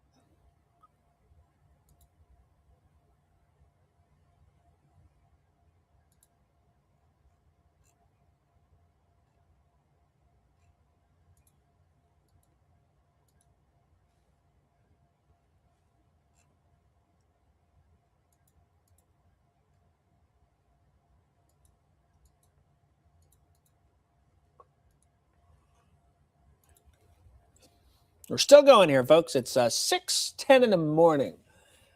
And probably what we'll do is keep watching things here. We're not going to stop. Thankfully, we are not dealing with tornado warnings. We are not dealing with severe thunderstorm warnings, but it is the flooding threat that is a big concern out there this morning, and that's what we are focused on. I do think... So the Sangamon River is actually starting to rise pretty quickly here. And for the Sangamon River, it doesn't move very quick, but it is up about a foot in an hour and a half. And the Sangamon River is a bit wider there, which is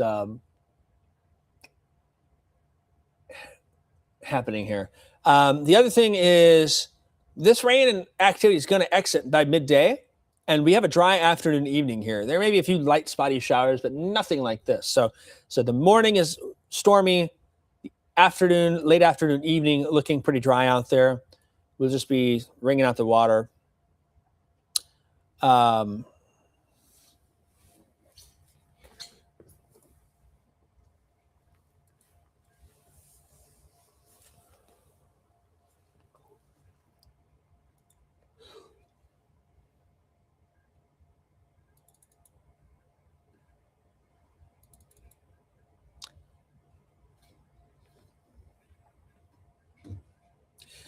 Yeah, something else to be pointed out. My wife and I picked tomatoes last night because we got a bunch of rain, and I was like, "Oh man, it's going to split all the tomatoes." That's what she says is hers, and we picked some of them that were more even, just kind of barely turning orange. That's been rough in the garden this year. It has. See, that's Gifford. Downtown Gifford's got some standing water. Checking some of these other reports.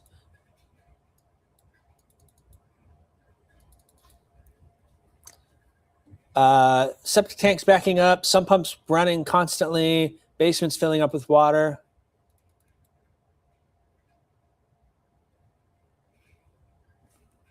We got a little rainstorm shower happening here. So if you've got, you can either comment on something or just send me a direct message. Those are the easiest ways if you've got photos, because your reports help us understand just how significant this situation is here. We are very aware that there are problems out there across the area, and I'm just checking a little bit more.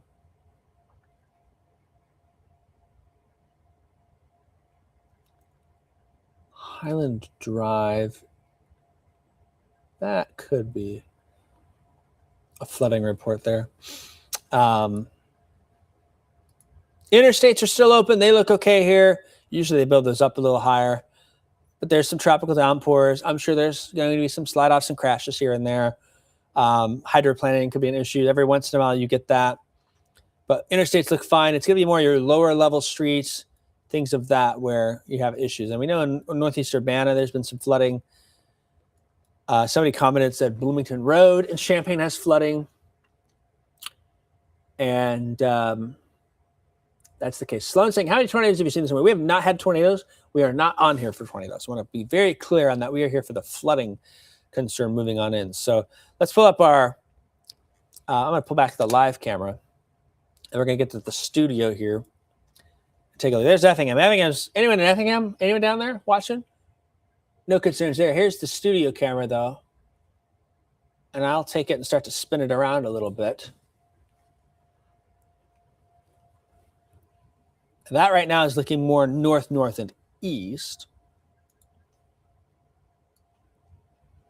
And we'll swing it back here.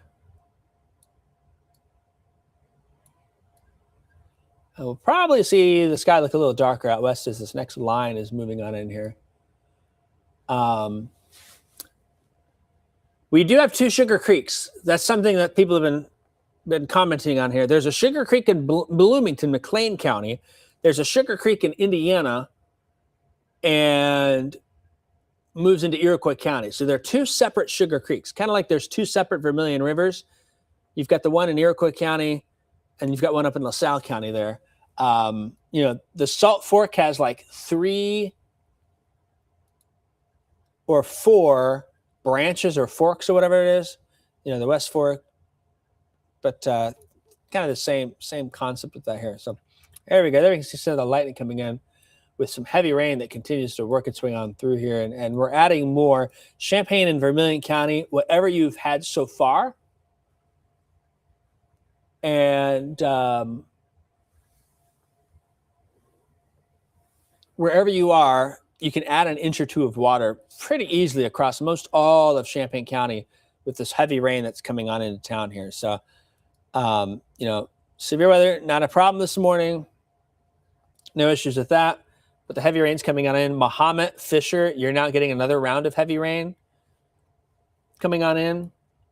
And we're seeing those pretty substantial impacts from things as well here. So I'm just checking out all the sources on these digital platforms. 6:16 here this morning.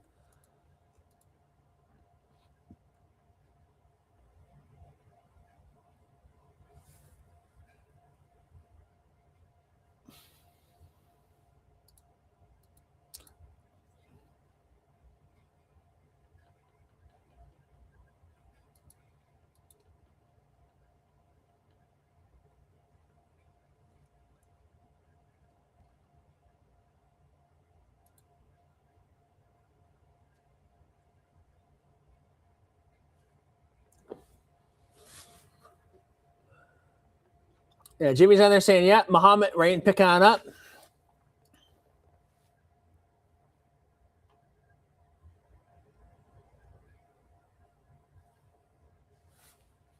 So that's our Champaign camera. Let's switch to the Gibson City camera here real quick. The Gibson City is going to be getting another big old downpour here.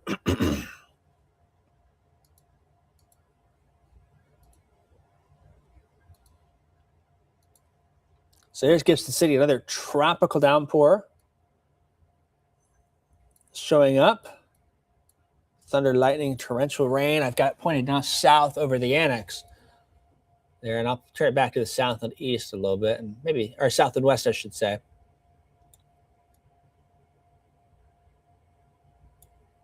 Now we're looking north and west here. It's a heavy rain coming down, that's for sure. I don't know if we'll be able to see it from here. We used to have it in that, our camera in that corner. So there's the ball fields. Okay, the HVAC system's in the way, and then it's too wet to look, but there's a big drainage ditch over there that usually fills up with water right next to the community gardens on 19th.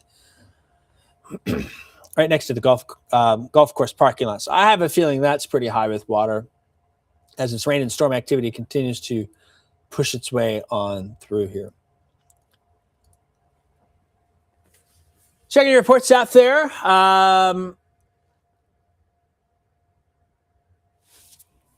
We know that there's at times been roads closed in Paxton, and IDOT reporting that Route 9 between Gibson City and Paxton has water. Not a total solid lake. I'm checking some of the cameras as well in Rantoul, the IDOT cameras, and see if I can get any view of anything. That's fairly impressive there. The side of 45 in the south side of town is pretty flooded.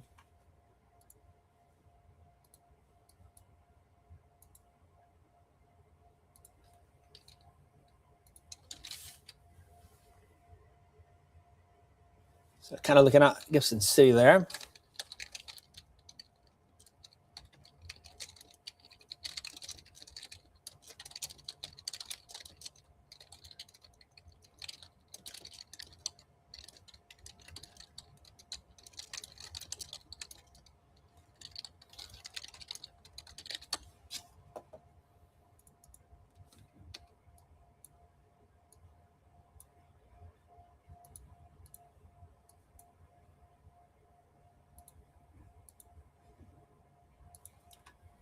Rain is coming down in Gibson City there this morning. Here's our alerts that I'll show you. No severe weather from the traditional hail, wind, tornado risk. We have flash flooding, and that's a problem for us here. I mean, there are so many people out there who had flooded basements last night.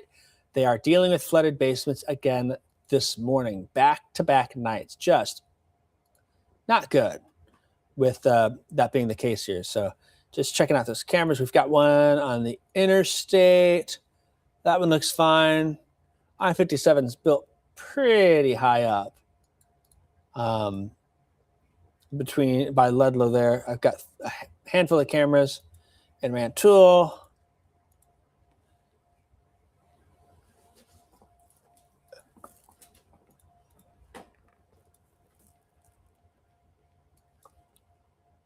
I don't think I have a camera in Paxton. There's no cameras in Paxton, unfortunately.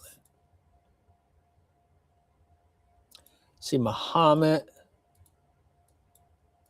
And then I thought, here we go. Let's check out some cameras. And I'm just looking on my screen. I don't have a way to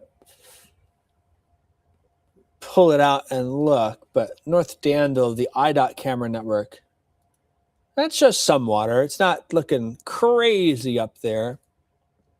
But this next round coming on in is going to add to those rain totals. So I'm going to go back to our cameras, and we're going to look at Gibson City one last time here before we sneak on down to Champaign again.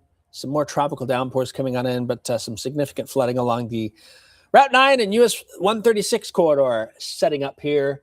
I would plan on them there being rain and flooding. We'll see that rain coming into Champaign here before long. Again, it's on the west side. I don't hear it yet at the TV station, but it's not far away. I'll probably hear it before long. And there you can see it. So somebody said Allenville, Moultrie County got their first raindrops. How exciting. Feast or famine with these rain totals here. This last heavy rain batch is moving down I-74 into Champaign off to the east. There is some additional rain and thunderstorm development here southwest of Springfield, northwest of St. Louis. That may help to fill in further to the south. but largely it does appear as if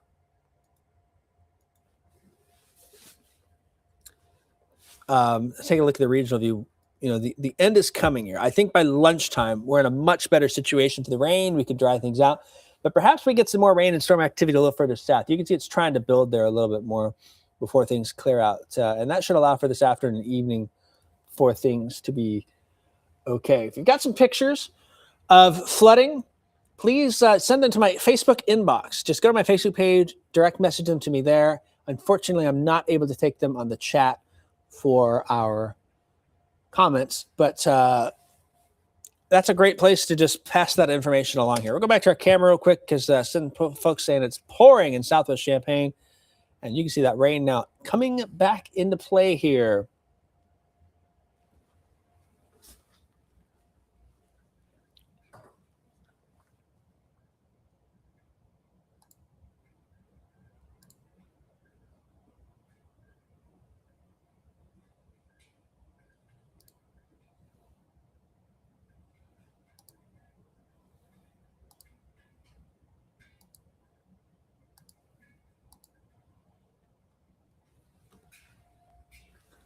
I'm starting to hear the raindrops arrive at the TV station.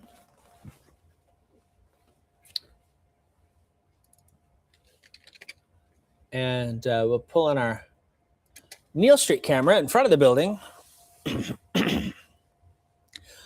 Oh, that's a much better vantage point. You can see how much darker it looks here. In fact, I am selfishly going to go stand out the back door, take a peek. I've not looked outside since I came in this morning at 2 a.m. Rolled on in here. But very concerned for this flooding potential to continue, so.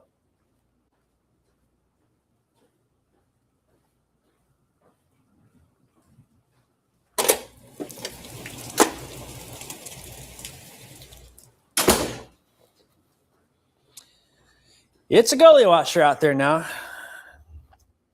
More of these tropical downpours. Radar is estimating about 1.5 inches an hour rainfall rates from this here. Hopefully we push this through pretty quickly. It seems like it's moving fairly quickly. But you can already see the side of the street there starting to fill back up. It won't take much rain. And I would say for a lot of us, we have had a break where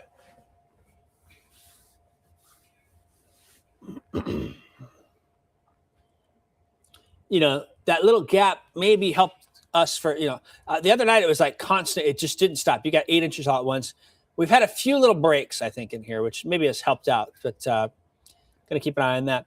Did just get a special weather statement from the National Weather Service on the storms here coming into Champaign. They say there could be some wind gusts up to 50 mile an hour. We will see if that's the case. They're also saying storms moving east at 60 mile an hour. That's actually really great that storms are moving so fast. The faster they move, the less they stay over any one spot.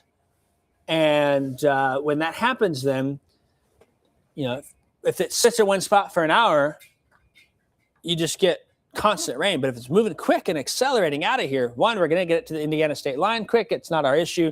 And two, it's not able to drop those prolific rainfall amounts for a long period of time. So still expecting to get 1 to 2 inches across a good chunk of Champaign County. But maybe that will help us out a little bit here. But boy, things are just waterlogged out there already this morning as we bring you some extended digital coverage on here and watch. That rain's coming down pretty good here in Champaign. Let me go back to, that's the Neal Street camera.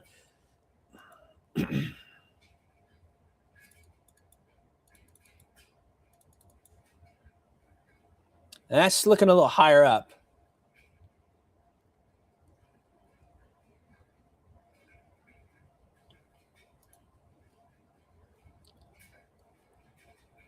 So far, not seeing evidence of strong winds. I'm not certain it's making it down to the surface. We do have a special weather statement that came out for wind gusts potentially up to 60 miles per hour with this storm complex coming through. That'll be from Gibson City through Champaign down towards Sedoras. And there is a little wind showing up, but it's not an intense amount here. So that's kind of what we'll keep an eye on. So 6:27 right now. We are still on here. We're going to stay on here with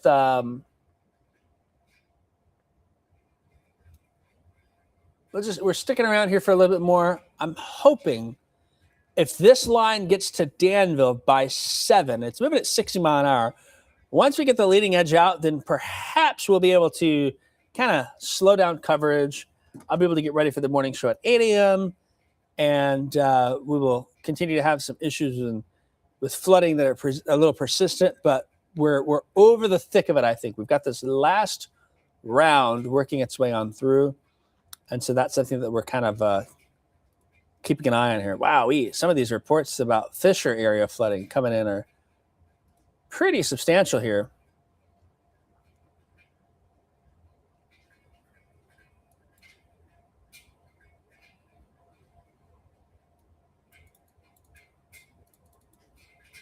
.47 is nearly completely flooded over the four-way stop.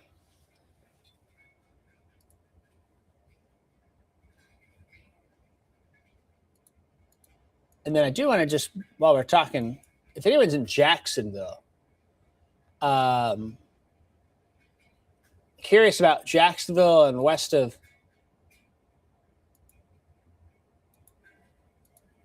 Springfield, because there's been quite a bit of rain over there as well.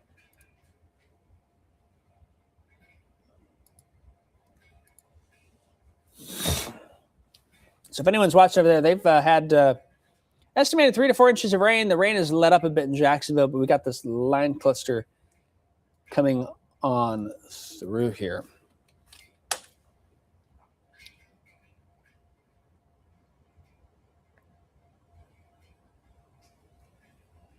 Power outages this morning. There are handfuls of them out there. The largest number continues to be McLean County, and that's because of storms on Thursday. That's not because of this morning. At one point, they had 30,000 customers out. They're still at 5,700.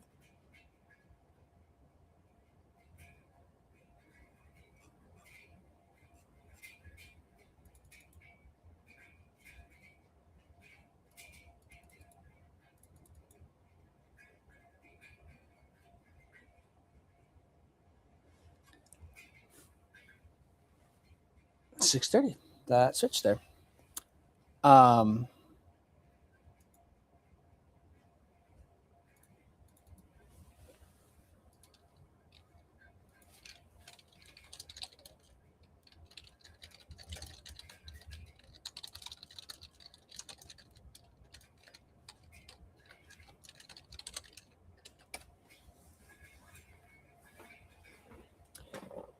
Yeah, a number of events out there today. Up in Cissna Park, you got Old Settlers.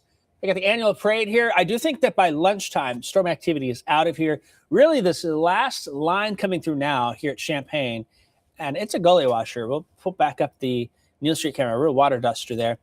You can see the right lane of Neal Street filling up pretty quickly there, and that's a problem for us where we've got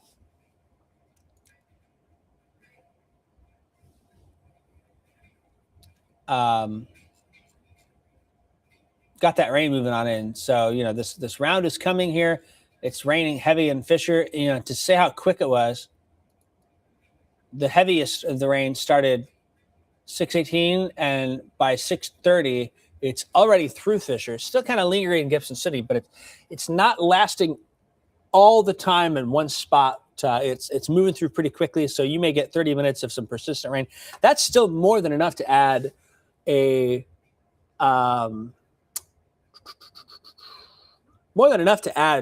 inch of rain. That very much is on the table here, and we may still get some pockets where we add another, perhaps up to 2 inches here. Let me throw on the rainfall estimate. We'll see if the Fisher area has added any pink spots. That's when you get, so that 6-inch number is filled in a little bit, and it looks like that is a purple color there. I'm not sure if that's that or a single speck of the next highest color moving on in there, but certainly getting quite a bit of rain there.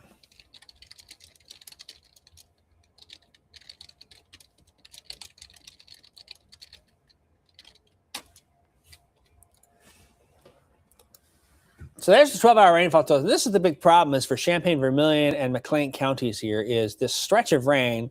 Bloomington, Leroy, Bellflower, Farmer City, Fisher, north of Mahomet, Rantoul, and then down into Danville. When you see those purple colors, we're over 5 inches. We do think that the heaviest rain numbers on radar also do not accurately match. We think they're underdoing the intense rain that's falling in parts of the area. And so that's one of those concerns this morning is there's so much rain, so much water, and at some points the radar doesn't accurately capture how much rain there actually is because it's too much, right? It just kind of is like, yeah, there's a lot, we kind of max out.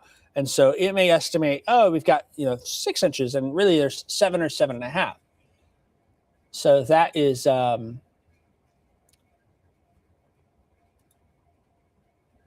we've had. Got a report from Bloomington. The Sugar Creek runs by Carl Hospital in Bloomington, and it's overflowed its bank and has blocked the road there. So I'm going to show you the planner. I haven't talked much about how the rest of the day goes, but I'll show you the currents here. You can see how by lunchtime things are drying out, and I think the afternoon and evening does have a chance to trend hot. Did anyone else feel the heat and humidity yesterday? Like the sun came out and it's like bam, it was like Satan's armpit. I mean, just gross out there with how fast it heated up and got steamy. I mean, I was a little surprised by that, but by midday it looks a lot drier around here. So we've probably got another 3 or 4 hours, maybe an hour or two of more moderate to heavy rain, and then another hour or two on top of that, some light, steady rain, and it slowly tapers off. And I think by 11, 12 this morning into the afternoon, things look a lot better there. So quite the pocket of storm activity coming across the Champaign area. We look at lightning. Looks like there's been a few rumbles of thunder there, probably bigger ones in the Tuscola area. I'll switch on. We'll see if some folks are saying, oh, about us. You see these yellow ones. Those are the positive bolts. They're usually a little more intense. These are not that. They are more white ones, which is the negative bolts. White negative bolts more standard, but you see positive bolts, that's a sign of an intense storm. And that continues even towards Taylorville. Now, this is interesting here because this here is trying to back build, and it actually is lifting northeast.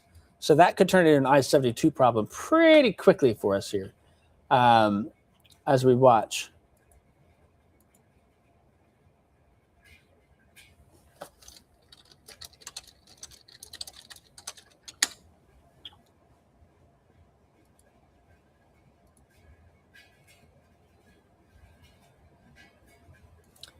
It's a gully washer out there. It really is.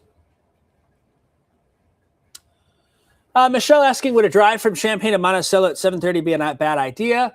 I don't think so because, the interstates usually are able to avoid issues. They build those typically a little higher. They're usually more resilient to flooding. You may have some issues, though, on some of the surface streets and things of that. So be aware of that. You'll have a much more difficult time in town, Champaign, than you will on the interstate, I think. Monticello, Seymour, and into 72 into town, fine. But, it's now raining south of Monticello, so you've gotten something, but I think you'll be all right there if you give it an hour. Maybe you leave it 8 instead. Just kind of take your time over. Stop and get a coffee on the way into town. I know there's a couple of good coffee shops over in Monticello, and I feel like one of them I think it's the Evelo Coffee Company. I've heard it's pretty good. Blend and Brew I've also heard is good. I wanted to get over there and try both of those soon. There's a number of places over Monticello.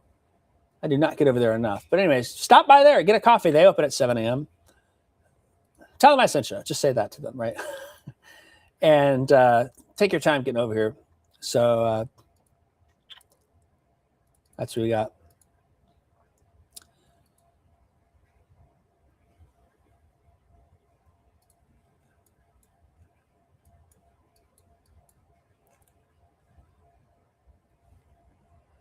Checking in some other information coming in here. And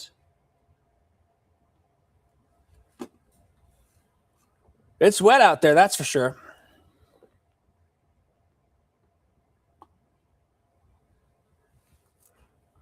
Again, I don't have a severe storms per se. There may be some gusts of wind, but I think the air is still a little stable here with the Champaign County one.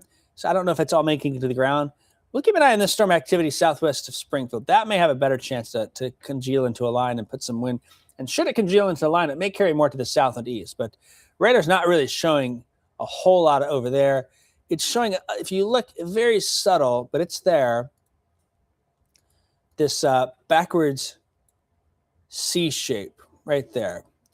You know, sometimes that's usually an indication where wind is moving and surging through that storm, but I don't think all of it's making it out of the ground. I've not heard anyone say they've had some windy weather.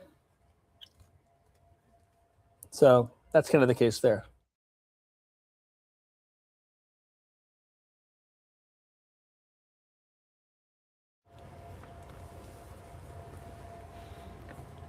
So some torrential downpours and thunder and lightning coming through.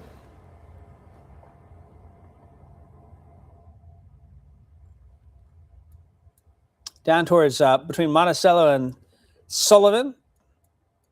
Then some scattered storm activity continues to kind of back build there. But hopefully this is the last surge north of 72, and it's just some light to moderate stratiform rain on the back side there.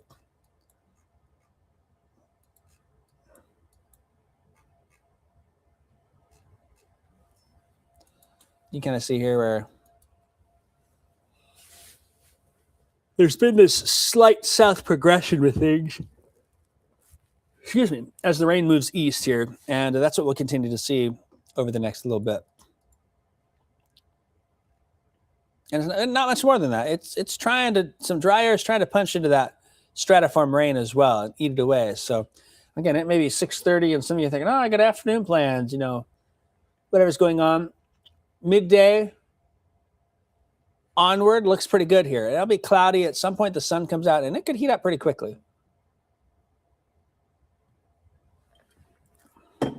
But rain and storm activity largely expected to be during the morning hours. So still 8 a.m. we'll have some thunderstorms, starting to dry things out by 10 a.m.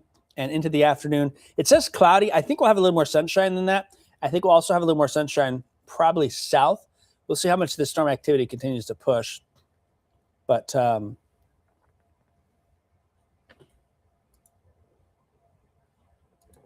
have some issues there.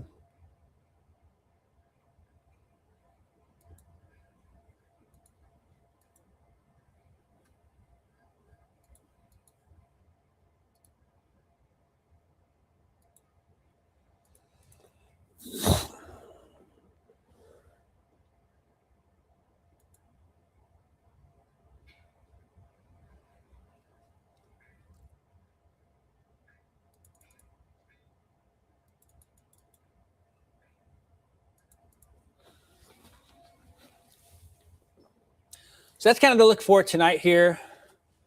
And our main alerts are for flooding. Flash flood warnings continue.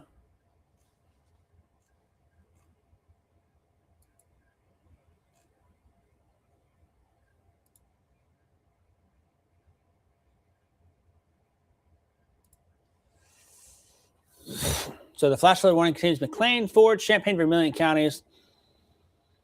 And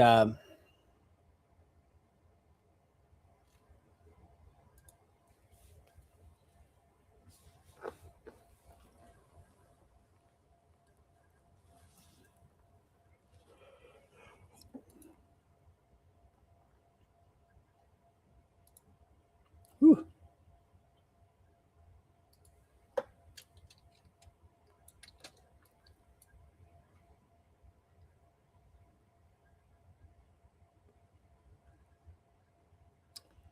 Tony asking about storms. No, I don't think there's storms this evening. If they happen again, it's going to be probably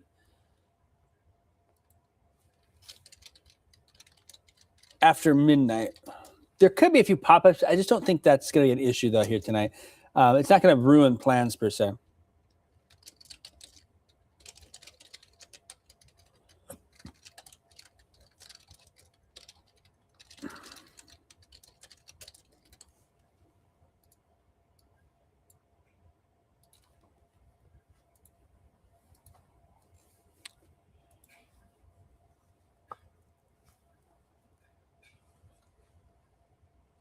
Route 9 east of Paxton now has some flooding reported.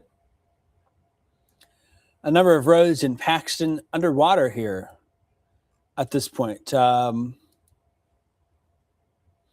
Areas that were hit hard the other night, again tonight, back-to-back nights where they've had 6+ inches of rain come on through here. So some of those areas are pretty deep.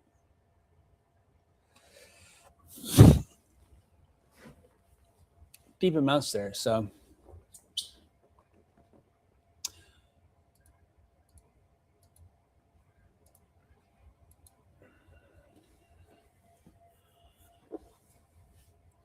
Dwight asking, when can we see a period of no rain for at least a day or two?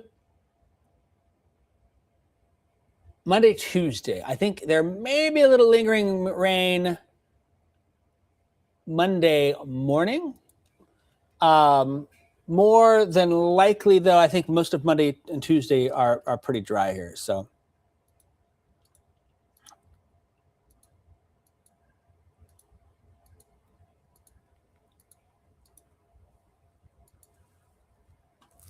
excuse me, I feel like I'm yawning constantly. I wonder why. All right, thanks for those photos, Boomer. I appreciate that. Passing that along here. The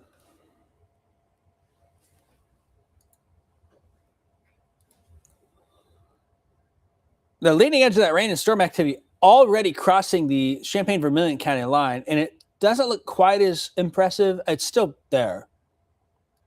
But we've got our own myriad of issues here this morning with the flash flood activity in place here. I do want to check. There is a marginal risk of storms.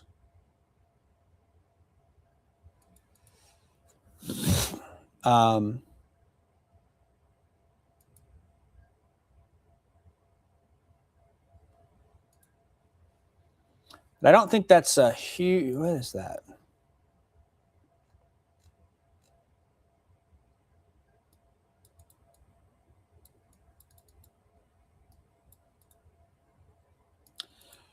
So let's get a look at the future track guidance here. And I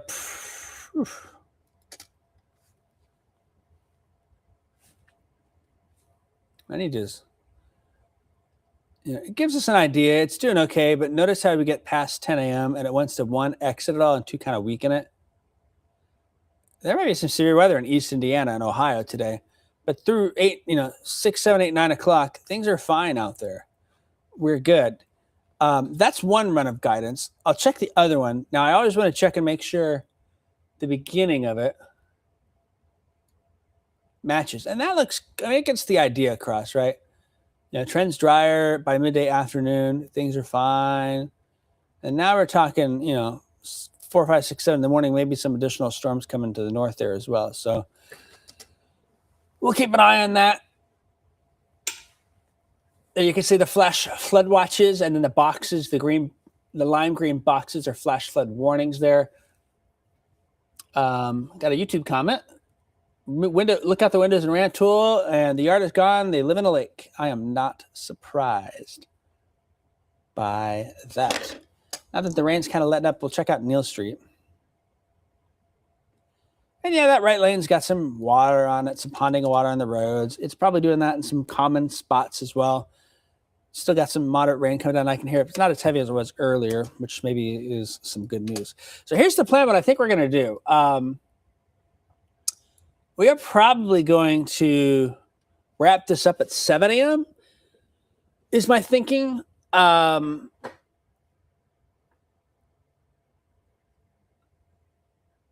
kind of, let things play out behind the scenes, but not a lot's going to change at this point where there's been a lot of rain. We're already seeing those numbers get added. At least that cluster is moving quickly here, but now solidly from Fisher to Rantoul. You're getting those radar estimates now. Oh, that's road name 45.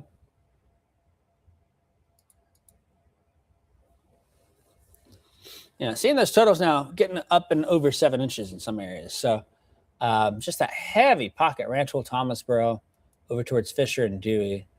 And then still, finally, seeing those rain totals pick up. Sadorus, Idesdale getting an inch. Willard Airport probably picked up another half inch pretty quickly there. Let's see if we get the, yeah, Willard Airport added up to 0.03 of an inch at Willard.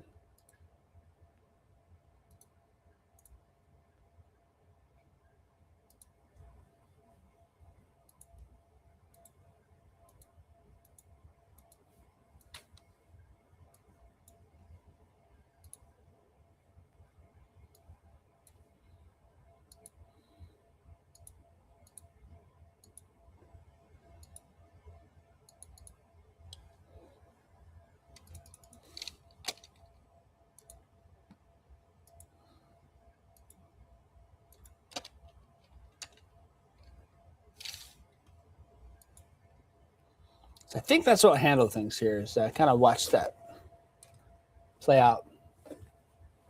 Interstates look fine. No issues with that. I think in Champaign-Poplar, there probably is some rain and wet roads and some standing water, particularly on the north side of town. The worst of it's going to be up towards Rancho Thomasboro, US 136. We also have a lot of standing water on Route 9 and in the Gibson City area.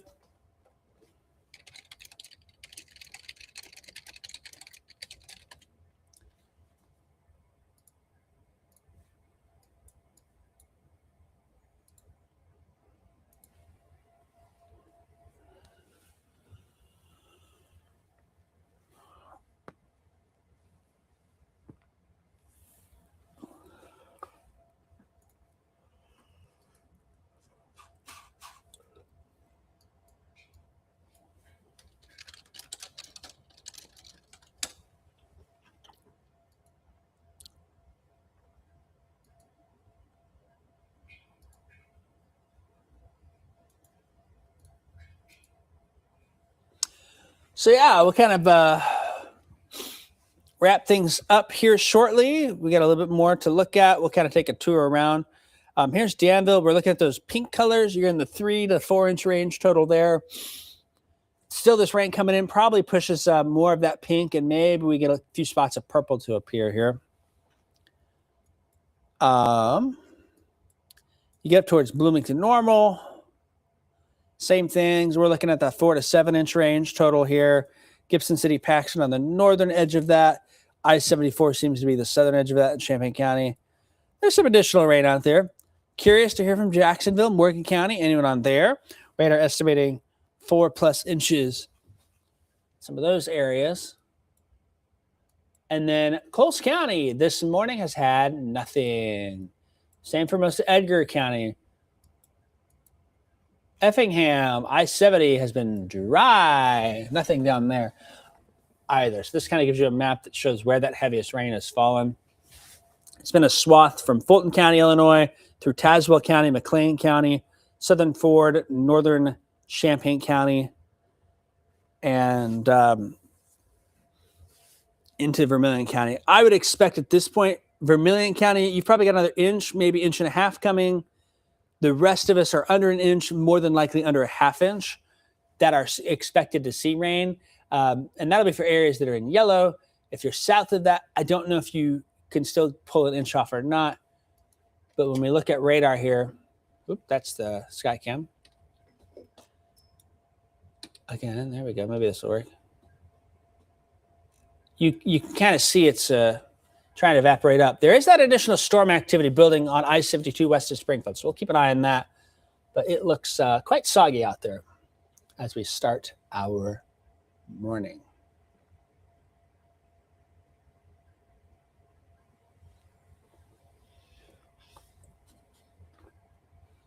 At least storms are moving quick. In fact, if I go back to the last 6 hours, let me do 12 hours just so we can visualize it a little more. You know, the storms developed here, and as they did, they basically moved in a straight line east. Finally, by 3 a.m., began to sink a little more south, and now the clusters are fairly vertically oriented, sweeping left to right, west to east. That's helping to move things along.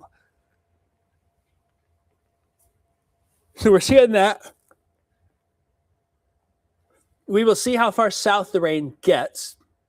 It very well could get at least some rain down to I-70, but so far things have been pretty dry out there. A lot of flooded basements, a lot of flooded roadways, a lot of issues out there, a lot of problem spots with this system. So that's kind of the latest on that. If you have any photos of flooding that you want to share, please send them to my inbox. I would appreciate that. And we will kind of keep you updated on what's going on, kind of looking at things here. But seeing this rain continue to push on through.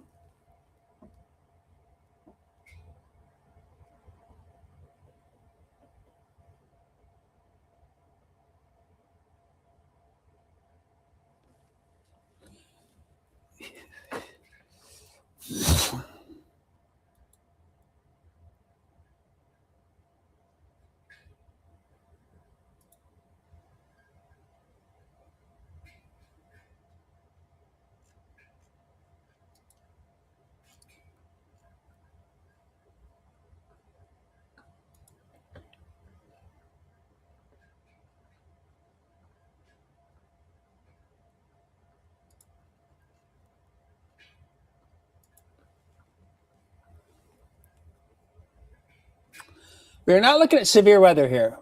This is a flood threat only.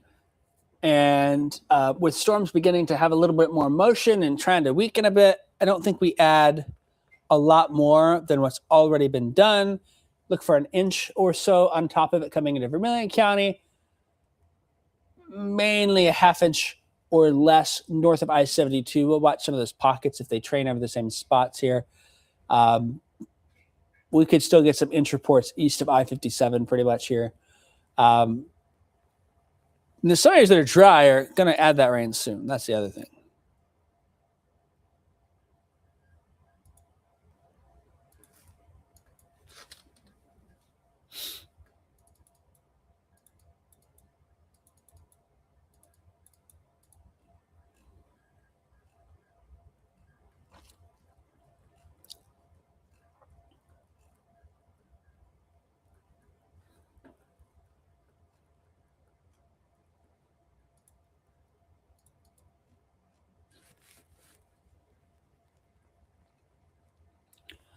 Yeah, I'll be doing some monthly rain totals. That probably will happen tomorrow.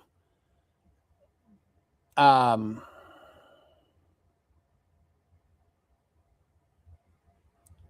only reason I'm going to wait for tomorrow is because it's still raining now. The new data comes in like tomorrow morning for today when it aggregates it all together. So, and the Kokoraz folks are sending in their reports here this morning. It's kind of